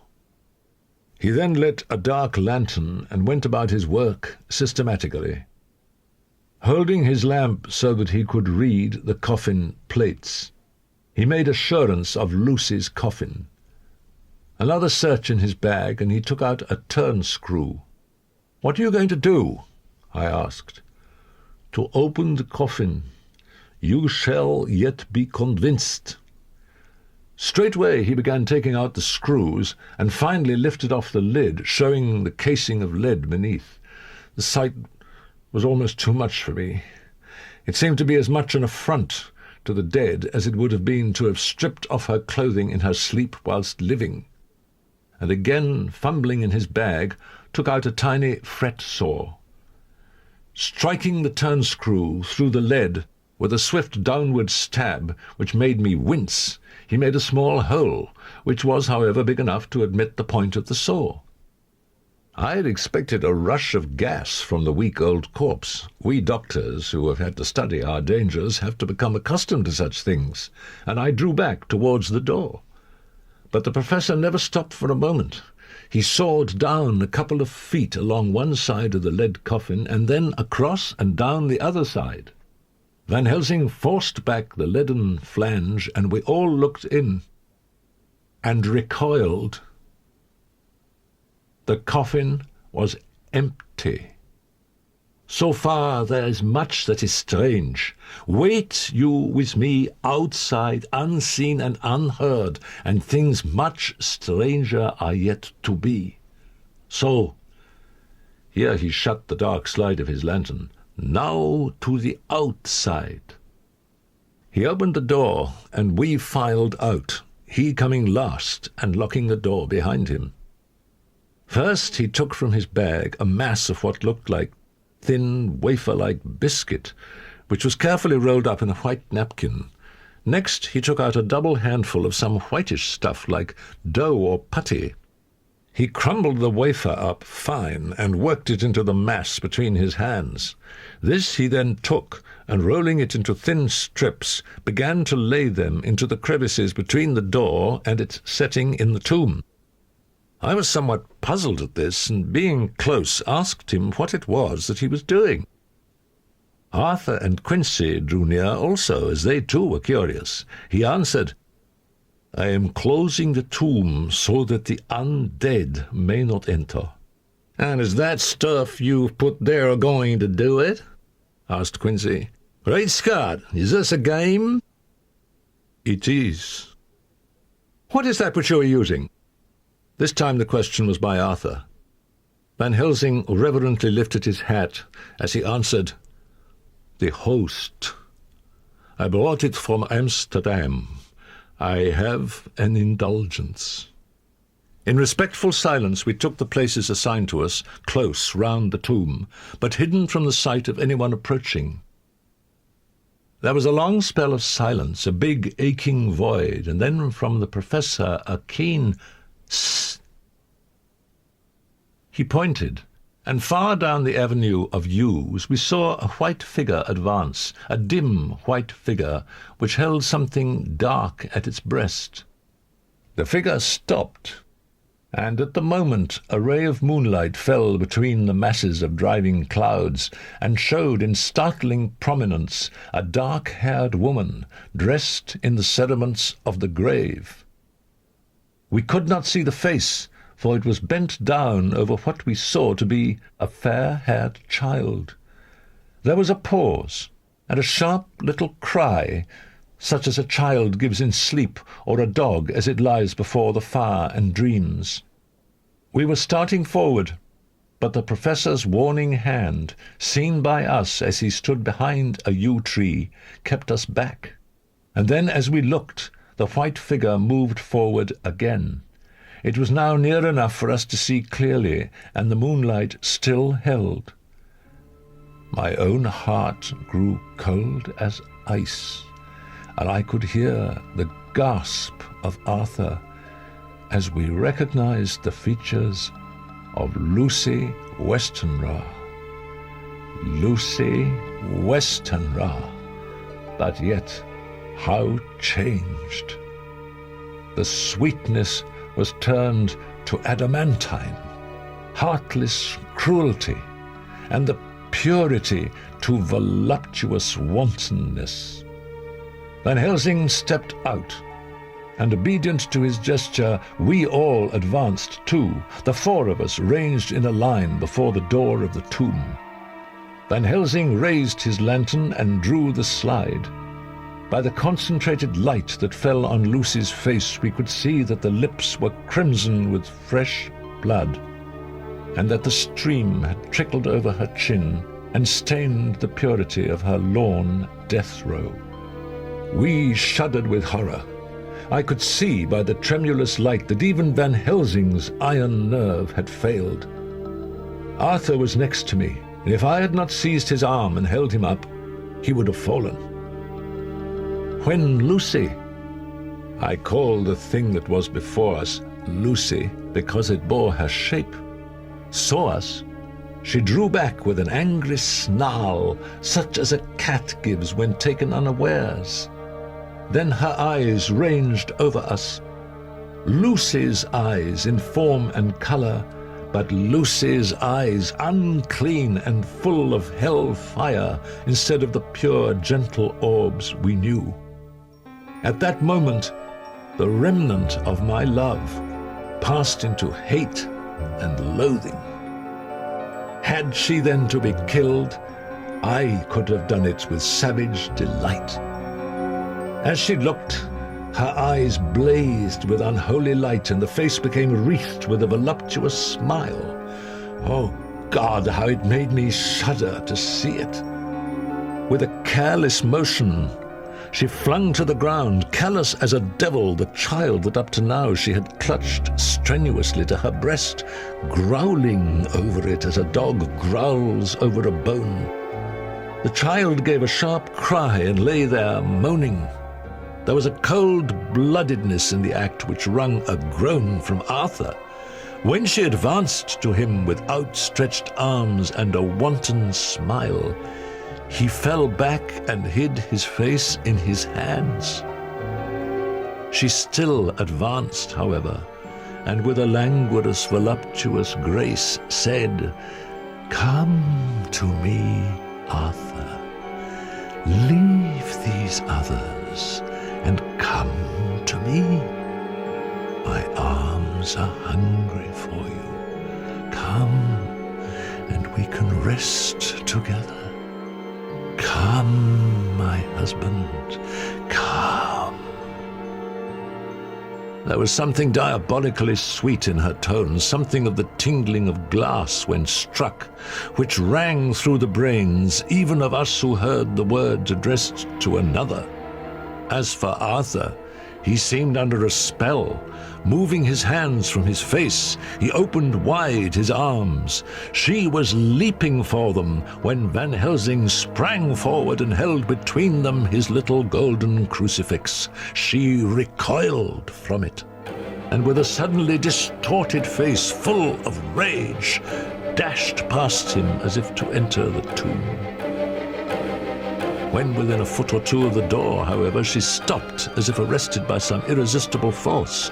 Then she turned, and her face was shown in the clear burst of moonlight, and by the lamp, which had now no quiver from Van Helsing's iron nerves. Never did I see such baffled malice on a face, and never, I trust, shall such ever be seen again by mortal eyes. The beautiful color became livid. The eyes seemed to throw out sparks of hell fire. The brows were wrinkled, as though the folds of the flesh were the coils of Medusa's snakes, and the lovely blood-stained mouth grew to an open square, as in the passion masks of the Greeks and Japanese. If ever a face meant death, if looks could kill, we saw it at that moment. And so, for full half a minute, which seemed an eternity, she remained between the lifted crucifix and the sacred closing of her means of entry. Van Helsing broke the silence by asking Arthur, "Answer me, O my friend, am I to proceed in my work?" Arthur threw himself on his knees and hid his face in his hands as he answered, "Do as you will, friend, do as you will. There can be no horror like this, ever any more." And he groaned in spirit. Quincy and I simultaneously moved towards him and took his arms. We could hear the click of the closing lantern as Van Helsing held it down. Coming close to the tomb, he began to remove from the chinks some of the sacred emblem which he had placed there. We all looked on in horrified amazement as we saw, when he stood back, the woman with a corporeal body as real at the moment as our own, pass in through the interstice where scarce a knife blade could have gone. We silently, and as if by ordered intention, followed the professor. He unlocked the door, and we entered, closing it behind us. When he again lifted the lid off Lucy's coffin, We all looked, Arthur trembling like an aspen, and saw that the body lay there in all its death beauty. But there was no love in my own heart, nothing but loathing for the foul thing which had taken Lucy's shape without her soul. I could see even Arthur's face grow hard as he looked. Presently he said to Van Helsing, "Is this really Lucy's body, or only a demon in her shape?" "It is her body, and yet not it. But wait a while, and you shall see her as she was, and is."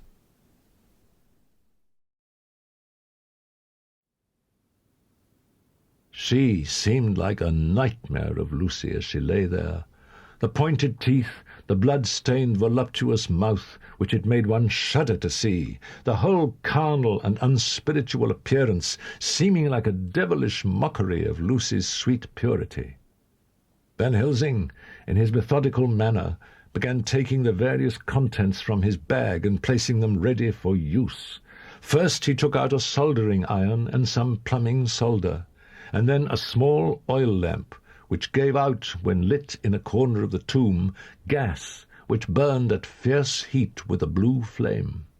Then his operating knives, which he placed to hand, and last, a round wooden stake some 2 inches thick. One end of it was hardened by charring in the fire, and was sharpened to a fine point.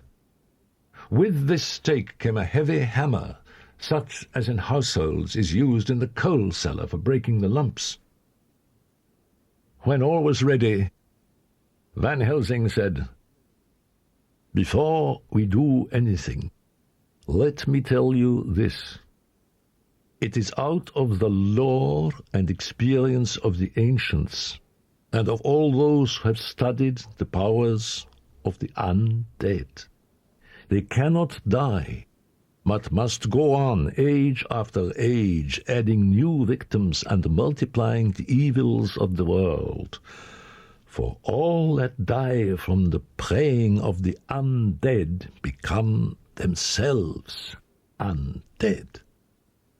So that, my friend, it will be a blessed hand for her that shall strike the blow that sets her free." We all looked at Arthur. He saw, too, what we all did, the infinite kindness which suggested that his should be the hand which would restore Lucy to us as a holy and not an unholy memory. He stepped forward and said bravely, though his hand trembled and his face was as pale as snow, "My true friend, from the bottom of my broken heart, I thank you.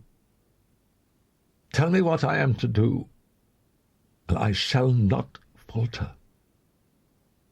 Van Helsing laid a hand on his shoulder and said, "Take this stake in your left hand, ready to place the point over the heart, and the hammer in your right.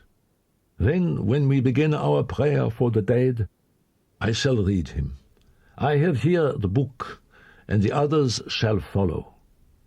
Strike in God's name, that so all may be well with the dead that we love, and that the undead pass away."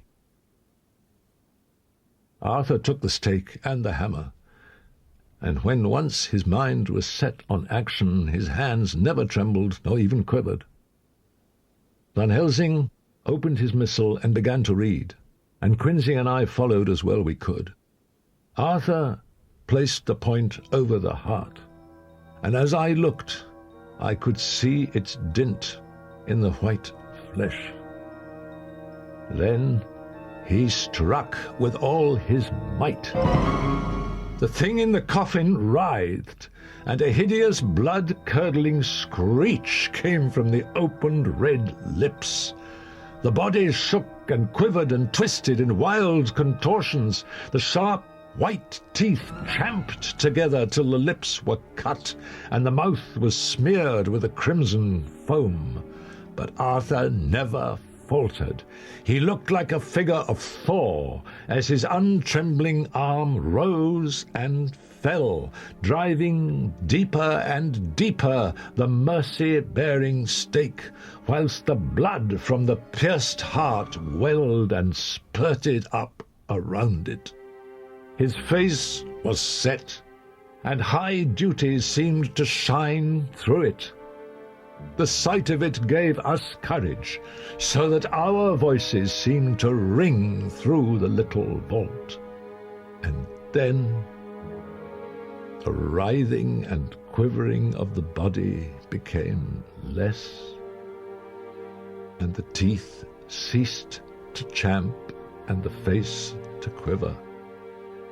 Finally, it lay still.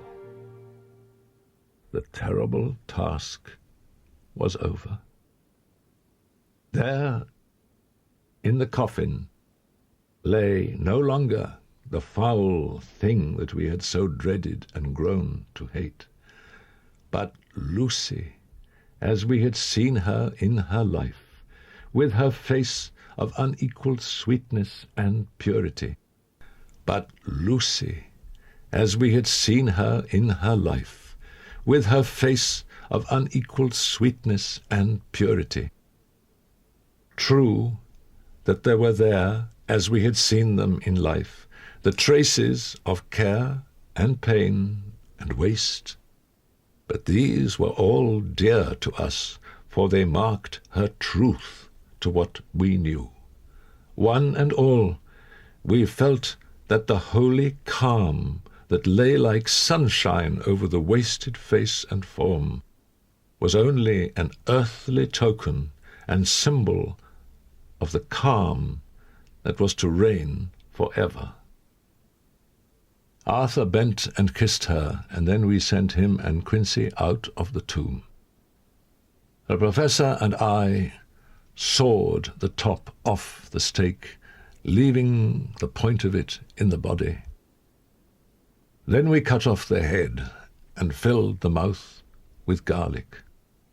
We soldered up the leaden coffin, screwed on the coffin lid, and gathering up our belongings, came away. When we arrived at the Berkeley Hotel, Van Helsing found a telegram waiting for him. "I'm coming up by train. Jonathan with me. Important news. Mina Harker."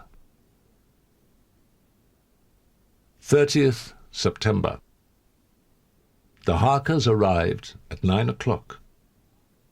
Mr. Harker is uncommonly clever, if one can judge from his face, and full of energy. If his journal be true, and judging by one's own wonderful experiences, it must be, he is also a man of great nerve. After lunch, Harker and his wife went back to their own room, and as I passed a while ago, I heard the click of the typewriter. They are hard at it. Mrs. Harker says that they are knitting together in chronological order every scrap of evidence they have. Harker has got the letters between the consignee of the boxes at Whitby and the carriers in London who took charge of them. Strange that it never struck me that the very next house might be the Count's hiding-place.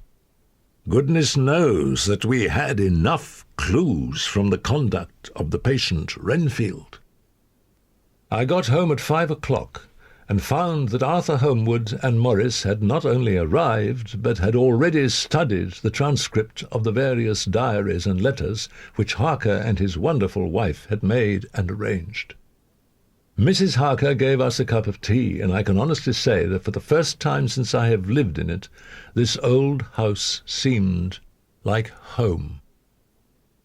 Of one thing we are now satisfied, that all the boxes which arrived at Whitby from Varna in the Demeter were safely deposited in the old chapel of Carfax. There should be 50 of them there, unless any have since been removed, as I fear. I went to the station to meet Van Helsing. As I drove to the house, I told him of what had passed, and what we had found in his absence. That the house which Dracula had bought was the very next one to my own.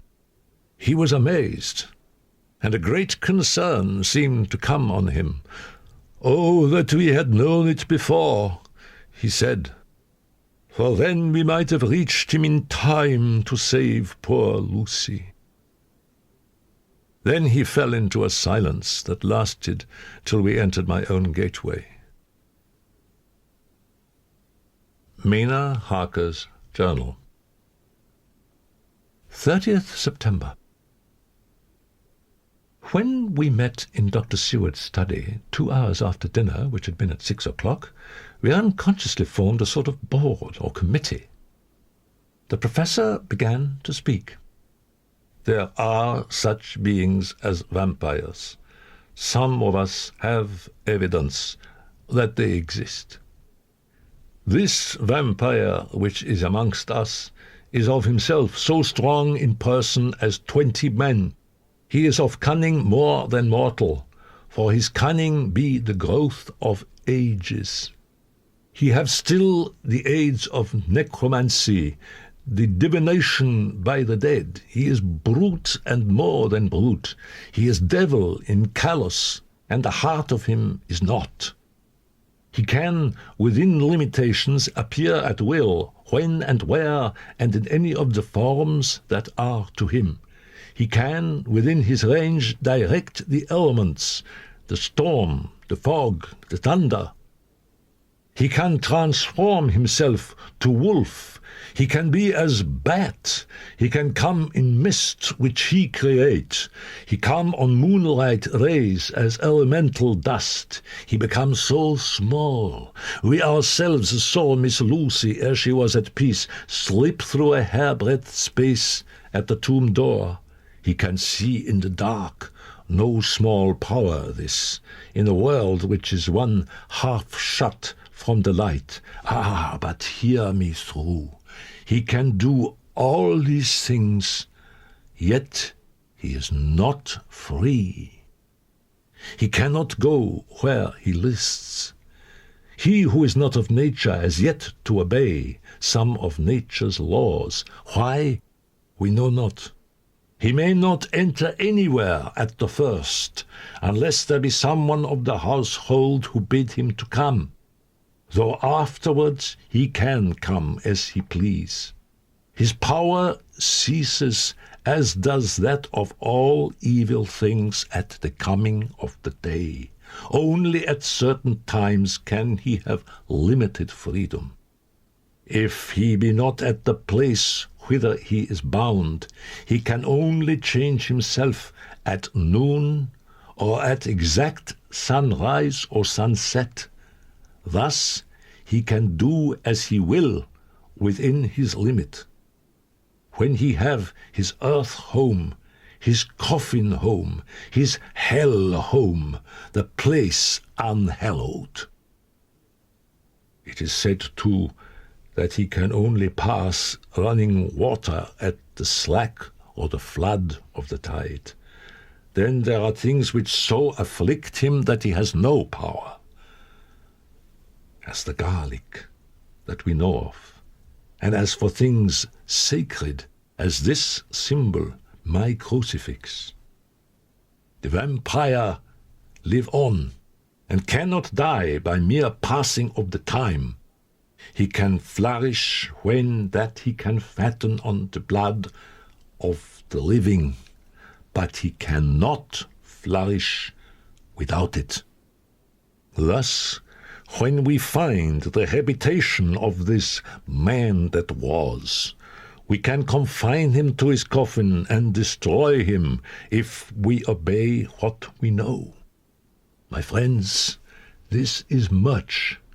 It is a terrible task that we undertake, and there may be consequence to make the brave shudder. And now we must settle what we do. We know from the inquiry of Jonathan that from the castle to Whitby came 50 boxes of earth, all of which were delivered at Carfax. We also know that at least some of these boxes have been removed. It seems to me that our first step should be to ascertain whether all the rest remain in the house beyond that wall or whether any more have been removed. And now for you, Madame Mina, this night is the end, until all be well. You are too precious to us to have such risk. When we part tonight, you no more must question. We shall tell you all in good time. All the men, even Jonathan, seemed relieved. Their minds were made up, and though it was a bitter pill for me to swallow, I could say nothing save to accept their chivalrous care of me. They have now gone off to Carfax, with means to get into the house.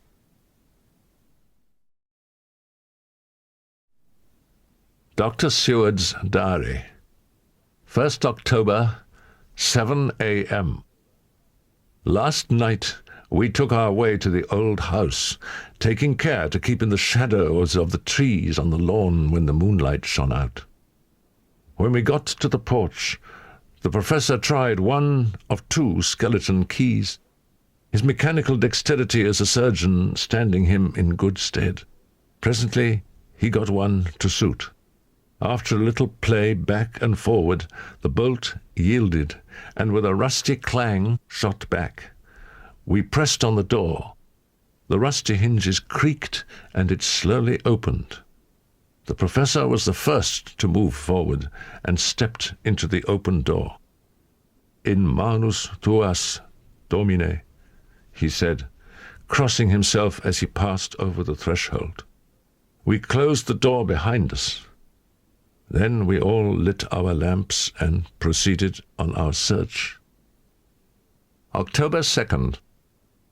Today we had agreed that I should look up Thomas Snelling. He was the carter who took away the boxes from Carfax when Renfield attacked him. I drove to Walworth and found Mr. Snelling at home. He told me that he had made 2 journeys between Carfax and a house in Piccadilly, and had taken from this house to the latter 21 boxes. So having paid my friend for the exact address, I returned home. When I told the others of my findings, Van Helsing said, "This has been a great day's work. Doubtless we are on the track of the missing boxes. If we find them all in that house, then our work is near the end. But if there be some missing, we must search until we find them. Then shall we make our final coup and hunt the wretch to his real death." 3rd October. Let me put down with exactness all that happened, as well as I can remember it. Not a detail that I can recall must be forgotten. In all calmness, I must proceed. This evening, the attendant came bursting into my room and told me that Renfield had somehow met with some accident. When I came to Renfield's room, I found him lying on the floor on his left side in a glittering pool of blood. And within a very few minutes the professor appeared, and we went into a strict examination of the patient. The professor thought a moment and said, "We must reduce the pressure and get back to normal conditions as far as can be. We must trephine at once, or it may be too late." "I'll be quiet, Doctor. Tell them to take off the straight waistcoat. I've had a terrible dream, and it has left me so weak that I cannot move." I said in a quiet, grave tone, "Tell us your dream, Mr. Renfield." As he heard my voice, he looked at me piercingly with an agonized confusion which I will never forget, and said, "I must not deceive myself. It was no dream, but all a grim reality. I am dying. I feel that I have but a few minutes, and then I must go back to death, or worse. I have something that I must say before I die. or before my poor, crushed brain dies anyhow." His hand came out and met mine and gripped it hard. I nodded slightly, and Renfield proceeded. "He came up to the window in the mist, as I had seen him often before, but he was solid then, not a ghost, and his eyes were fierce, like a man's when angry. Before I knew what I was doing, I found myself opening the sash and saying to him, 'Come in, Lord and Master.' He slid into the room through the sash, though it was only open an inch wide. He sneered at me, and his white face looked out of the mist with his red eyes gleaming, and he went on as though he owned the whole place, and I was no one. He didn't even smell the same as he went by me. I thought that somehow Mrs. Harker had come into the room." The professor started and quivered. His face, however, grew grimmer and sterner still. Renfield went on without noticing. "It made me mad to know that he had been taking the life out of her." His voice was becoming fainter, and Van Helsing stood up instinctively. "We know the worst now," he said. "He is here, and we know his purpose. It may not be too late, but there is not an instant to spare." We all hurried to the Harkers' door. Arthur and Quincy held back, and the latter said, "Should we disturb her?" "We must," said Van Helsing grimly. He turned the handle as he spoke, but the door did not yield. We threw ourselves against it. With a crash it burst open. What I saw appalled me. I felt my hair rise like bristles on the back of my neck, and my heart seemed to stand still. The moonlight was so bright that through the thick yellow blind the room was light enough to see. On the bed, beside the window, lay Jonathan Harker, his face flushed and breathing heavily as though in a stupor. Kneeling on the near edge of the bed, facing outwards, was the white-clad figure of his wife. By her side stood a tall, thin man, clad in black. His face was turned from us, but the instant we saw it, we all recognized the Count in every way, even to the scar on his forehead. With his left hand he held both Mrs. Harker's hands, keeping them away with her arms at full tension. His right hand gripped her by the back of the neck, forcing her face down on his bosom. Her white nightdress was smeared with blood, and a thin stream trickled down the man's bare breast, which was shown by his torn-open dress. The attitude of the two had a terrible resemblance to a child forcing a kitten's nose into a saucer of milk to compel it to drink. As we burst into the room, the Count turned his face, and the hellish look that I had heard described seemed to leap into it. His eyes flamed red with devilish passion. The great nostrils of the white aquiline nose opened wide and quivered at the edge, and the white, sharp teeth behind the full lips of the blood-dripping mouth champed together like those of a wild beast. With a wrench which threw his victim back upon the bed as though hurled from a height, he turned and sprang at us. But by this time the professor had gained his feet and was holding towards him the envelope which contained the sacred wafer. The Count suddenly stopped, just as poor Lucy had done outside the tomb, and cowered back. Further and further back he cowered as we, lifting our crucifixes, advanced. The moonlight suddenly failed as a great black cloud sailed across the sky, and when the gaslight sprang up under Quincy's match, we saw nothing but a faint vapor. Van Helsing, Arthur, and I moved forward to Mrs. Harker, who by this time had drawn her breath, and with it had given a scream so wild, so ear-piercing, so despairing, that it seems to me now that it will ring in my ears till my dying day. For a few seconds she lay in her helpless attitude and disarray. Her face was ghastly, with a pallor which was accentuated by the blood which smeared her lips and cheeks and chin. From her throat trickled a thin stream of blood. Her eyes were mad with terror. Then she put before her face her poor crushed hands, which bore on their whiteness the red mark of the Count's terrible grip. And from behind them came a low, desolate wail, which made the terrible scream seem only the quick expression of an endless grief. At the instant, I heard Harker's quick exclamation as he woke to partial consciousness and turned to the bed. "In God's name, what does this mean?" Harker cried out. "Dr. Seward, Dr. Van Helsing, what is it? What has happened? What is wrong? Mina, dear, what is it?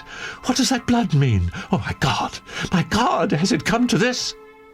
And raising himself to his knees, he beat his hands wildly together. "Good God, help us! Help her! Oh, help her!" Van Helsing and I tried to calm them both. "Madame Mina, poor dear Madame Mina, tell us exactly what happened. God knows that I do not want that you be pained, but it is need that we know all." The poor dear lady shivered, and I could see the tension of her nerves as she clasped her husband closer to her and bent her head lower and lower still on his breast. "I woke," she said, "and felt the sense of some presence. I turned to wake Jonathan, but found that he slept soundly. I tried, but I could not wake him. This caused me a great fear, and I looked around, terrified. Then, indeed, my heart sank within me.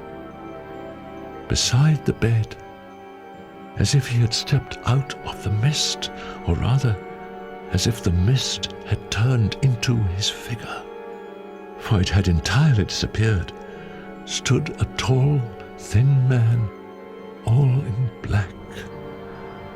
I knew him at once from the descriptions of the others. The waxen face, the high aquiline nose, on which the light fell in a thin white line, the parted red lips, with the sharp white teeth showing between, and the red eyes.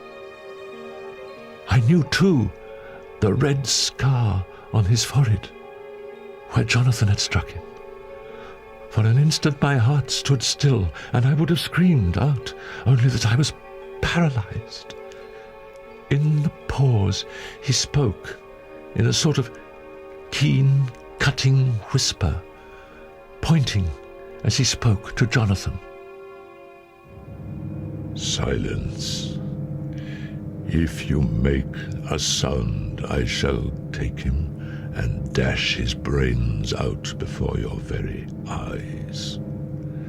I was appalled, and was too bewildered to do or say anything. With a mocking smile, he placed one hand upon my shoulder, and holding me tight, bared my throat with the other, saying as he did so, "First, a little refreshment to reward my exertions. You may as well be quiet. It is not the first time or the second that your veins have appeased my thirst." I was bewildered, and strangely enough, I did not want to hinder him. I suppose it is a part of the horrible curse that this happens when his touch is on his victim. And oh, my God, pity me. He placed his reeking lips upon my throat. Her husband groaned again. She clasped his hand harder and looked at him pityingly as if he was the injured one, and went on. I felt my strength fading away, and I was in a half swoon. How long this terrible thing lasted I know not, but it seemed that a long time must have passed before he took his awful, foul, sneering mouth away.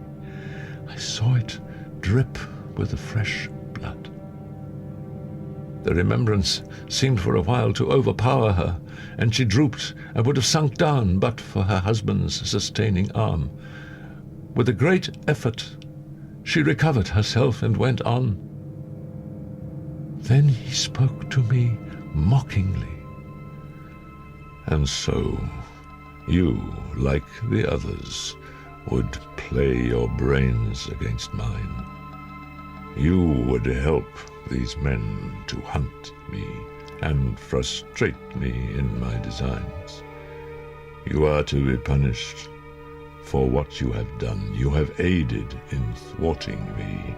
Now you shall come to my call. When my brain says, come to you, you shall cross land or sea to do my bidding, and to that end, this. With that, he pulled open his shirt, and with his long, sharp nails opened a vein in his breast. When the blood began to spurt out, he took my hands in one of his, holding them tight, and with the other he seized my neck and pressed my mouth to the wound, so that I must either suffocate or swallow some of the... Oh, my God, what have I done? As she was telling her terrible story, the eastern sky began to quicken. Of this I am sure. The sun rises today on no more miserable house in all the great round of its daily course. Jonathan Harker's Journal, 3rd October. As I must do something or go mad, I write this diary. We all met this morning in the study. It was agreed that before starting for Piccadilly we should destroy the Count's lair close at hand. So I started up, crying out, "Then in God's name let us go at once, for we are losing time." Van Helsing stood up and said, "Now, my dear friends, we go forth to our terrible enterprise. Madame Mina, let me guard yourself. On your forehead I touch this piece of sacred wafer, in the name of the Father, the Son, and—" There was a fearful scream, which almost froze our hearts to hear. As he had placed the wafer on Mina's forehead, it had seared it. It had burned into the flesh as though it had been a piece of white-hot metal. Pulling her beautiful hair over her face, as the leper of old his mantle, she wailed out, "Unclean, unclean! Even the Almighty shuns my polluted flesh. I must bear this mark of shame upon my forehead until the judgment day." They all paused. I had thrown myself beside her in an agony of helpless grief. Then Van Helsing turned and said gravely, "Oh, Madame Mina, my dear, may we who love you be there to see when that red scar, the sign of God's knowledge of what has been, shall pass away and leave your forehead as pure as the heart we know." There was hope in his words, and comfort, and they made for resignation. So I said farewell to Mina, a parting which neither of us shall forget to our dying day, and we set out. We entered Carfax without trouble, and found all things the same as on the first occasion. Van Helsing took from his bag a screwdriver and a wrench, and very soon the top of one of the cases was thrown open. Taking from his box a piece of the sacred wafer, he laid it reverently on the earth, and then shutting down the lid began to screw it home, we aiding him as he worked.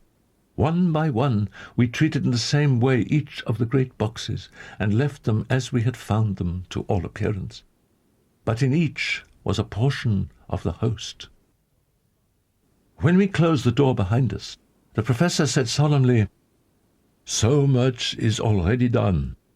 If it may be that with all the others we can be so successful, Then the sunset of this evening may shine on Madame Mina's forehead, all white as ivory and with no stain. We went quickly to the station to catch our train, and arrived at the house in Piccadilly in the early afternoon. Using our skeleton keys, we entered the house, which smelt vilely, like the old chapel at Carfax, and with our previous experience it was plain to us that the Count had been using the place pretty freely. We moved to explore the house, all keeping together in case of attack, for we knew we had a strong and wily enemy to deal with, and as yet we did not know whether the Count might not be in the house. When we closed the door behind us, the Professor said solemnly, "So much is already done. If it may be that with all the others we can be so successful, then the sunset of this evening may shine on Madame Mina's forehead, all white as ivory and with no stain." We went quickly to the station to catch our train, and arrived at the house in Piccadilly in the early afternoon. Using our skeleton keys, we entered the house, which smelt vilely, like the old chapel at Carfax, and with our previous experience it was plain to us that the Count had been using the place pretty freely. We moved to explore the house, all keeping together in case of attack, for we knew we had a strong and wily enemy to deal with, and as yet we did not know whether the Count might not be in the house. In the dining room, which lay at the back of the hall, we found 20 boxes of earth. 20 boxes only out of the 21 which we sought. Our work was not over, and would never be until we should have found the missing box. We did not lose any time in examining the chests. With the tools which we had brought with us, we opened them one by one, and treated them as we had treated those others in the old chapel. It was evident to us that the Count was not at present in the house, and we proceeded to await his return. Then, late in the afternoon, we heard a key softly inserted in the lock of the hall door. We waited in a suspense that made the seconds pass with nightmare slowness. The slow, careful steps came along the hall.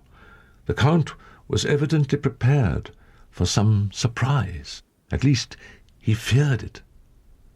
Suddenly, with a single bound, he leaped into the room, winning a way past us before any of us could raise a hand to stay him. There was something so panther-like in the movement, something so unhuman, that it seemed to sober us all from the shock of his coming. As the Count saw us, a horrible sort of snarl passed over his face, showing the eye-teeth long and pointed. But the evil smile as quickly passed into a cold stare of lion-like disdain. His expression again changed, as with a single impulse we all advanced upon him. It was a pity that we had not some better organized plan of attack, for even at the moment I wondered what we were to do. I did not myself know whether our lethal weapons would avail us anything.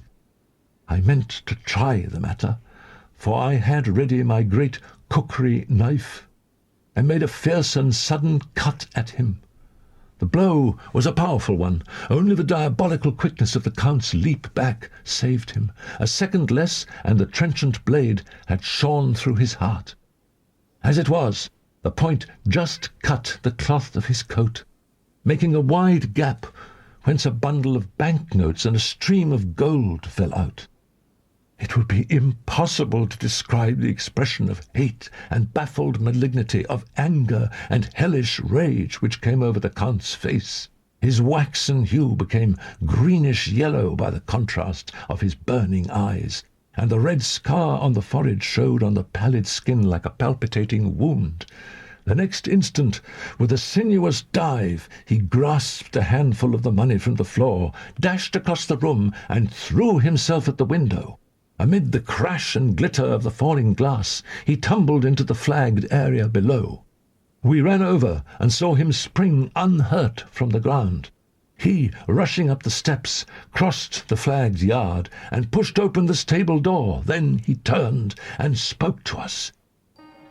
You think to baffle me, you with your pale faces all in a row like sheep in a butcher's.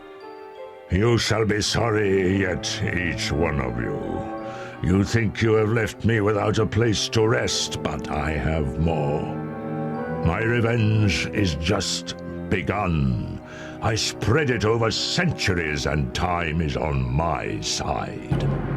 Your girls that you all love are mine already, and through them you and others shall yet be mine, my creatures, to do my bidding and to be my jackals when I want to feed.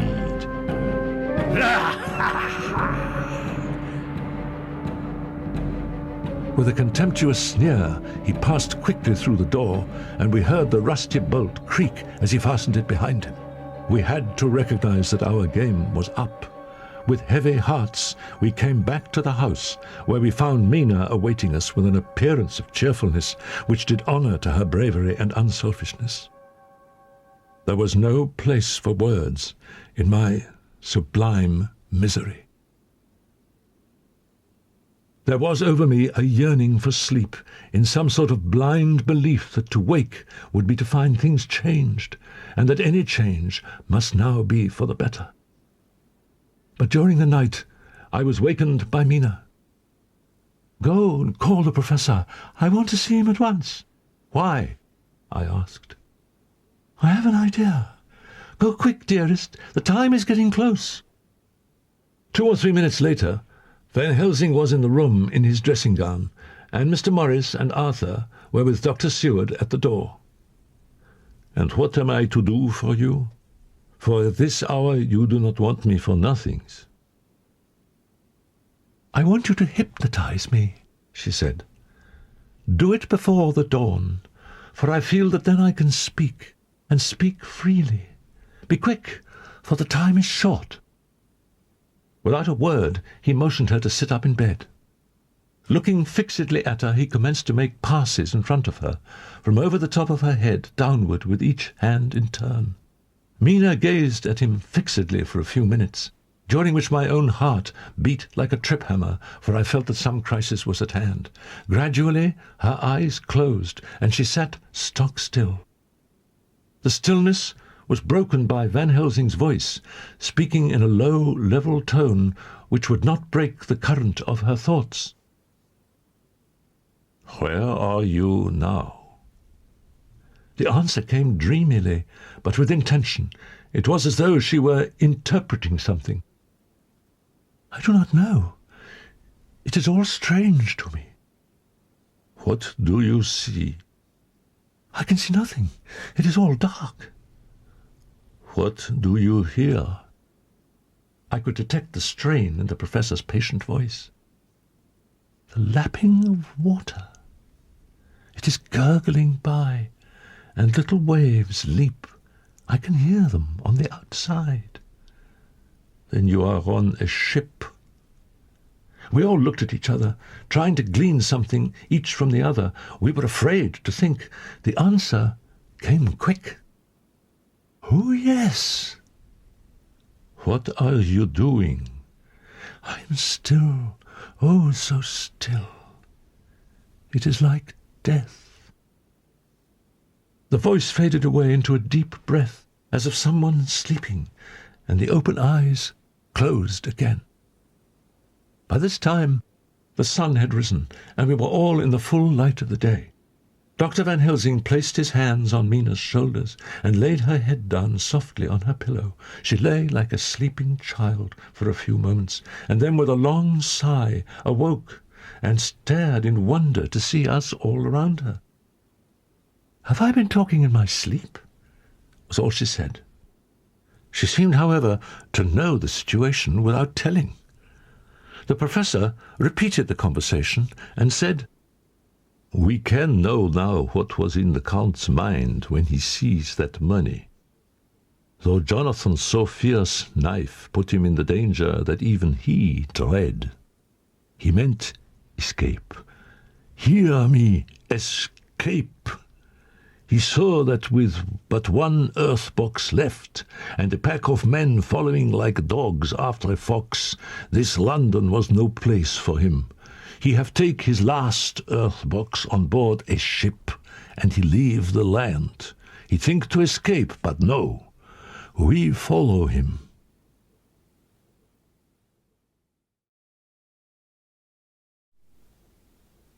5th October, 5 p.m. Our meeting for report.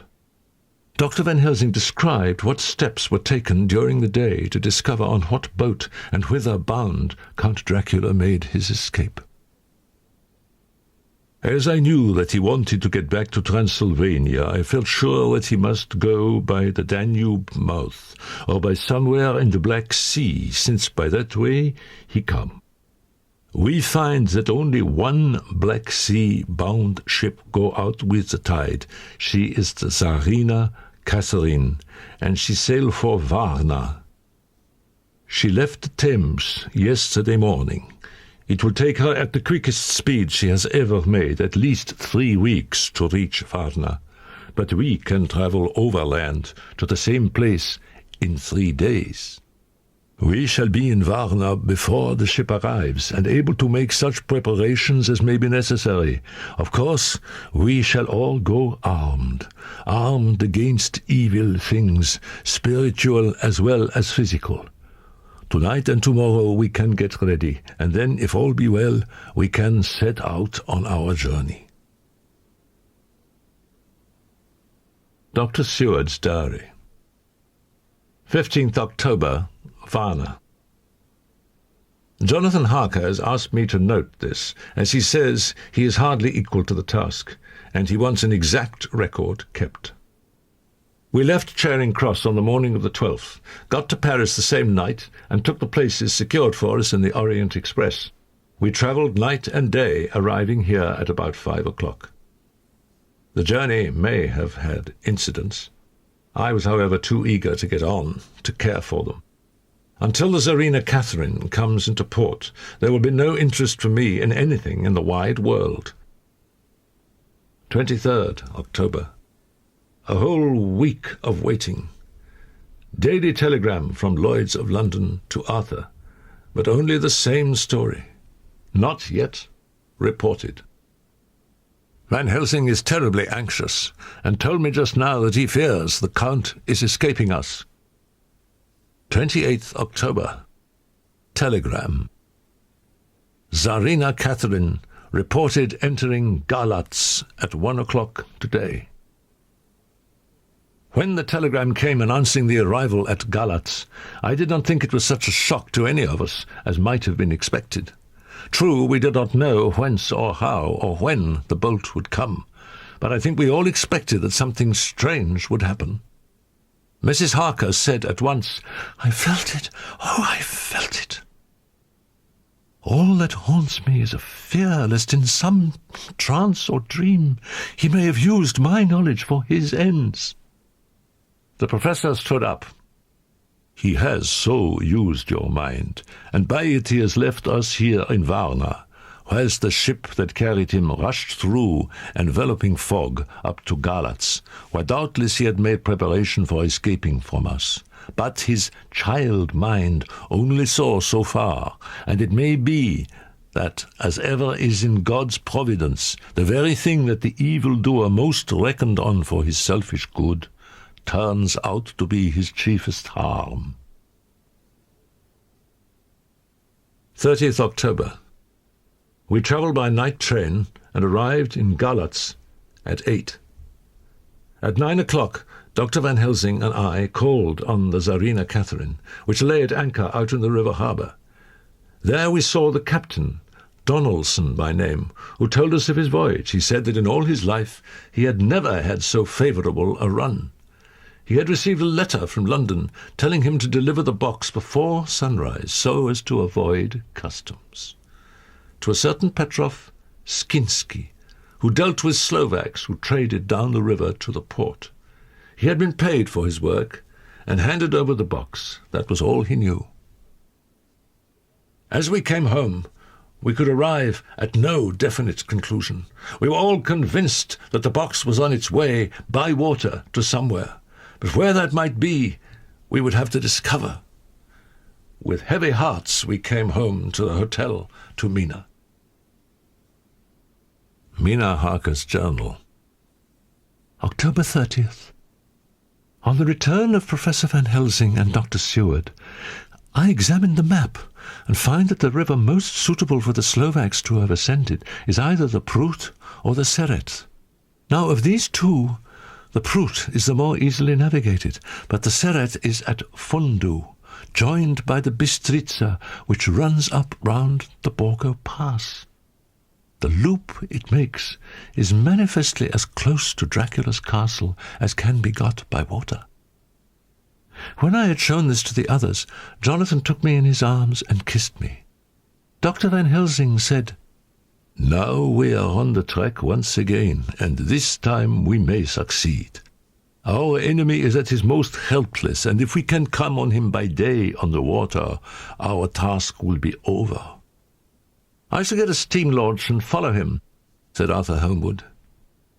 "And I, horses to follow on the bank, lest by chance he land," said Mr. Morris. "Good," said the professor. "Both good. But neither must go alone. There must be force to overcome force, if need be. The Slovak is strong and rough, and he carries rude arms."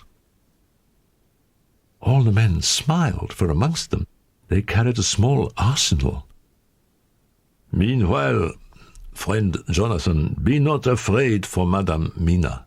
She will be my care, if I may. I am old. My legs are not so quick to run as once, and I am not used to ride so long, or to pursue as need be, or to fight with lethal weapons. But I can be of other service.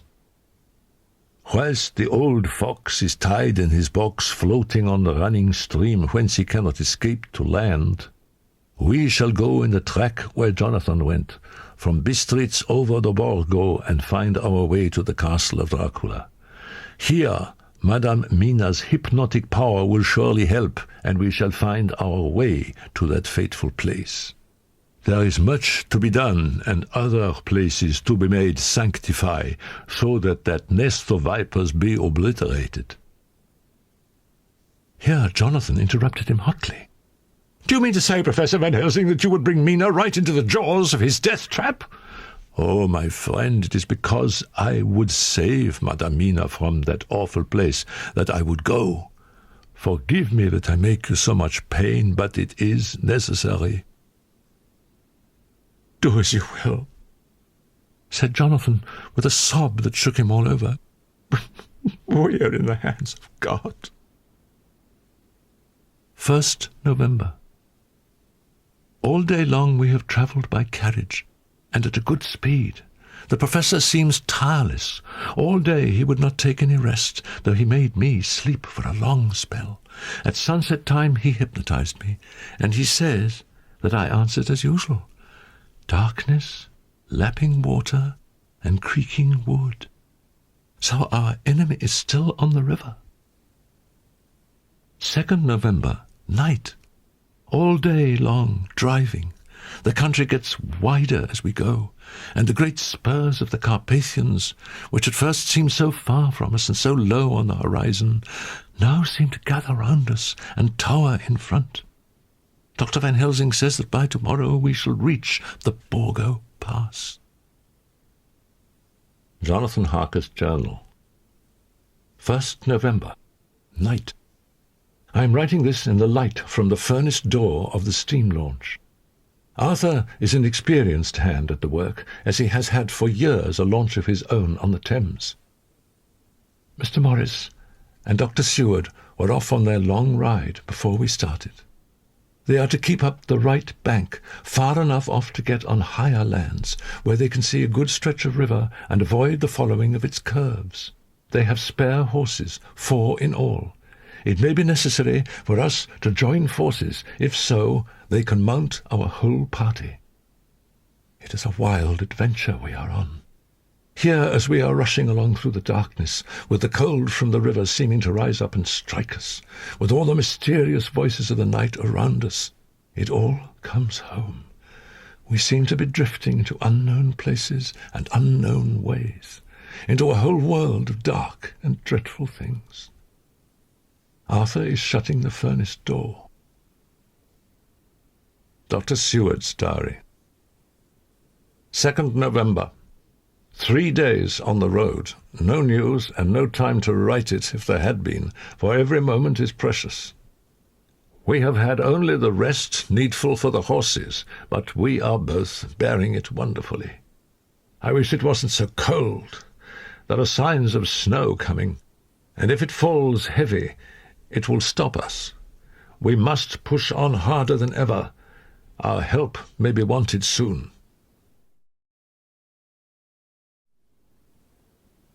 Memorandum by Abraham Van Helsing. 5th November, morning. This to my old and true friend John Seward, M.D. of Purfleet, London, in case I may not see him. It may explain. It is morning, and I write by a fire which all the night I have kept alive, Madame Mina aiding me. It is cold. Cold, so cold that the grey, heavy sky is full of snow. It seems to have affected Madame Mina. She has been so heavy of head all day that she was not like herself. She sleeps and sleeps. All yesterday we travel, ever getting closer to the mountains and moving into a more and more wild and desert land. Then, ere the great dark came upon us, and all was for a time in a great twilight, I took out the horses and fed them in what shelter I could. Then I make a fire, and near it I make Madame Mina, now wake and more charming than ever, sit comfortable amid her rugs. I got ready food, but she would not eat, simply saying that she had not hunger. I did not press her, but I myself eat, for I must needs now be strong for all. Then, with a fear on me of what might be, I drew a ring so big for her comfort round where Madame Mina sat, and over the ring I passed some of the wafer, and I broke it fine, so that all was well guarded. She sat still all the time, so still as one dead, and she grew whiter and ever whiter till the snow was not more pale, and no word she said. But when I drew near, she clung to me, and I could know that the poor soul shook from head to feet with a tremor that was pain to feel. Presently the horses began to scream and tore at their tethers. Even in the dark there was a light of some kind, and it seemed as though the snow flurries and the wreaths of mist took shape, as of women with trailing garments. Then they began to materialize, still, if God have not taken away my reason, for I saw it through my eyes, there was before me, in actual flesh, the same 3 women that Jonathan saw in the room when they would have kissed his throat. I knew the swaying round forms, the bright hard eyes, the white teeth, the ruddy color, the voluptuous lips. They smiled ever at poor dear Madame Mina, and as their laugh came through the silence of the night, they twined their arms and pointed to her, and said in those so sweet, tingling tones that Jonathan said were of the intolerable sweetness of the water glasses, "Come, sister, come to us. Come, come." In fear, I turned to my poor Madame Mina, and my heart with gladness leapt like flame. For oh, the terror in her sweet eyes, the repulsion, the horror, told a story to my heart that was all of hope. God be thanked, she was not yet of them. The horses had ceased to moan, and lay still on the ground. The snow fell on them softly, and they grew whiter. I knew that there was for the poor beasts no more of terror. And so we remained till the red of the dawn began to fall through the snow gloom. I was desolate and afraid, and full of woe and terror. But when that beautiful sun began to climb the horizon, life was to me again. At the first coming of the dawn, the horrid figures melted in the whirling mist and snow. The wreaths of transparent gloom moved away towards the castle and were lost. 5th November, afternoon. I am at least sane. Thank God for that mercy at all events, though the proving has been dreadful. When I left Madame Mina sleeping within the holy circle, I took my way to the castle. Jonathan's bitter experience served me here. By memory of his diary, I found my way to the old chapel, for I knew that here my work lay. I knew that there were at least 3 graves to find, graves that are inhabit. So I search, and I find one of them. She lay in her vampire sleep, so full of life and voluptuous beauty that I shudder as though I have come to do murder. Ah, I doubt not that in old time, when such things were, many a man who set forth to do such a task as mine found at the last his heart fail him, and then his nerve. So he delay, and delay, and delay, till the mere beauty and the fascination of the wanton undead have hypnotized him, and he remain on, till sunset come, and the vampire sleep be over. Then the beautiful eyes of the fair woman open and look love, and the voluptuous mouth present to a kiss, and man is weak. And there remained one more victim in the vampire fold, one more to swell the grim and grisly ranks of the undead. Certain it was that I was lapsing into sleep, the open-eyed sleep of one who yields to a sweet fascination, when there came through the snow-stilled air a long, low wail, so full of woe and pity that it woke me like the sound of a clarion. For it was the voice of my dear Madame Mina that I heard. Then I braced myself again to my horrid task, and found by wrenching away tomb tops the other sisters. There was one great tomb, more lordly than all the rest. Huge it was, and nobly proportioned. On it was but one word: Dracula. This then was the undead home of the king vampire.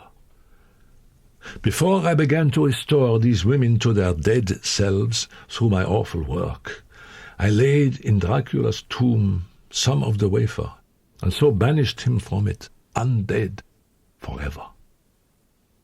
Then began my terrible task, and I dreaded it. Had it been but one, it had been easy, comparative, but 3. I tremble, and tremble even yet, though till all was over, God be thanked, my nerve did stand. Had I not seen the repose in the first face, and the gladness that stole over it, just ere the final dissolution came, as realization that the soul had been won, I could not have gone further with my butchery. I could not have endured the horrid screeching as the stake drove home, the plunging of writhing form and lips of bloody foam. I should have fled in terror and left my work undone, but it is over. And the poor souls, I can pity them now and weep, as I think of them placid, each in her full sleep of death, for a short moment ere fading. For hardly had my knife severed the head of each, before the whole body began to melt away and crumble into its native dust, as though the death that should have come centuries agone had at last assert himself and say at once and loud, I am here. Before I left the castle, I so fixed its entrances that never more can the Count enter there undead. When I stepped into the circle where Madame Mina slept, she woke from her sleep, and seeing me cried out in pain that I had endured too much. "Come," she said, "come away from this awful place. Let us go to meet my husband, who is, I know, coming towards us." And so, with trust and hope, and yet full of fear, we go eastward to meet our friends. Mina Harker's journal. 6 November. It was late in the afternoon when the professor and I took our way towards the east, whence I knew Jonathan was coming. We could hear the distant howling of wolves.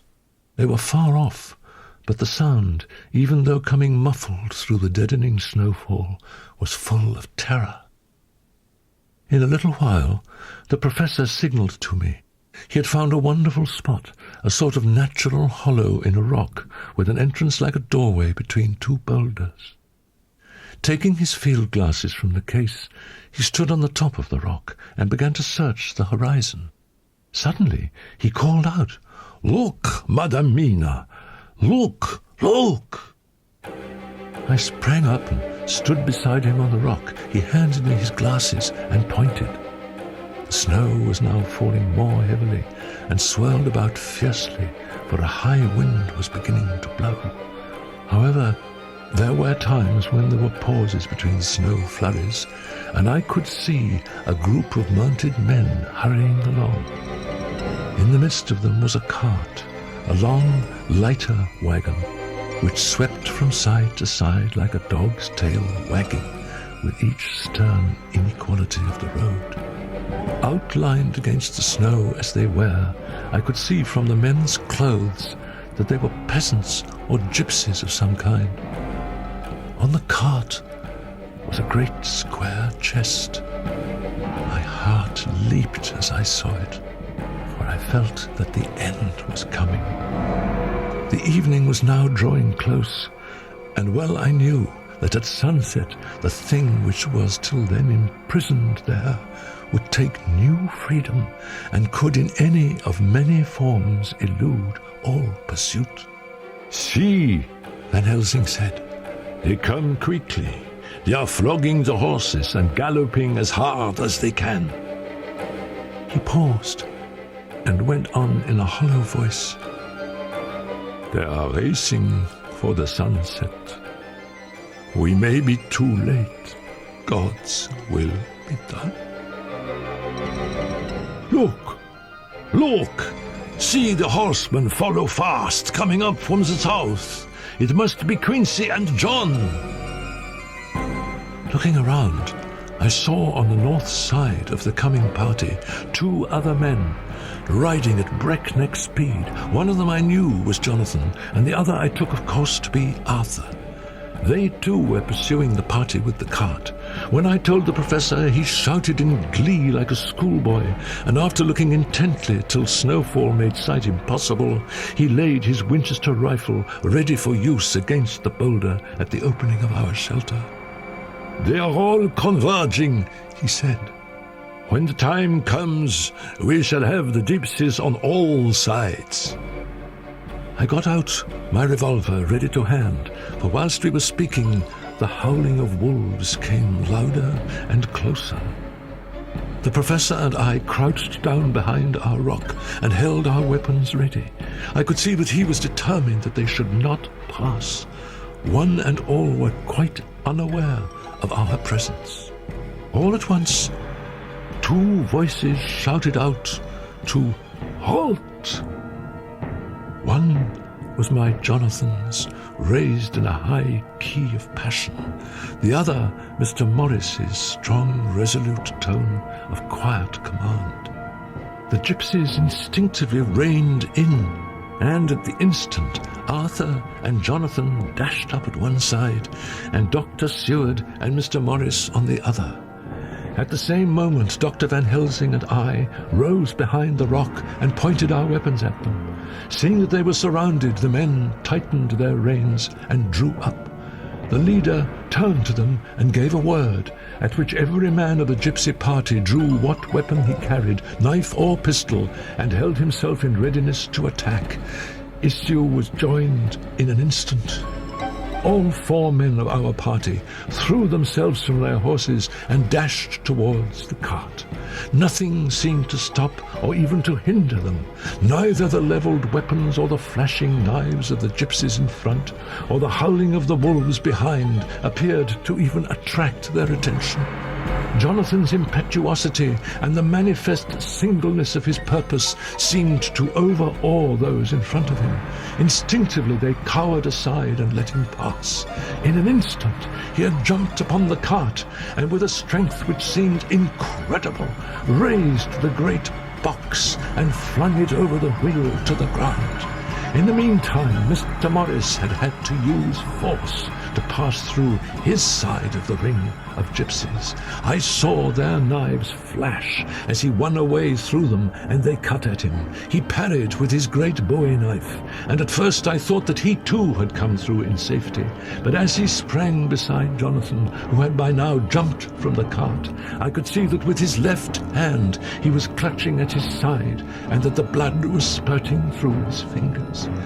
He did not delay, notwithstanding this, for as Jonathan, with desperate energy, attacked one end of the chest, attempting to prise off the lid with his great cookery knife, he attacked the other frantically with his bowie. Under the efforts of both men, the lid began to yield. The nails drew with a quick screeching sound, and the top of the box was thrown back. By this time, the gypsies, seeing themselves covered by the Winchesters, had given in and made no further resistance. The sun was almost down on the mountain tops, and the shadows of the whole group fell long upon the snow. I saw the Count lying within the box upon the earth, some of which the rood falling from the cart had scattered over him. He was deathly pale, just like a waxen image, and the red eyes glared with the horrible, vindictive look which I knew too well.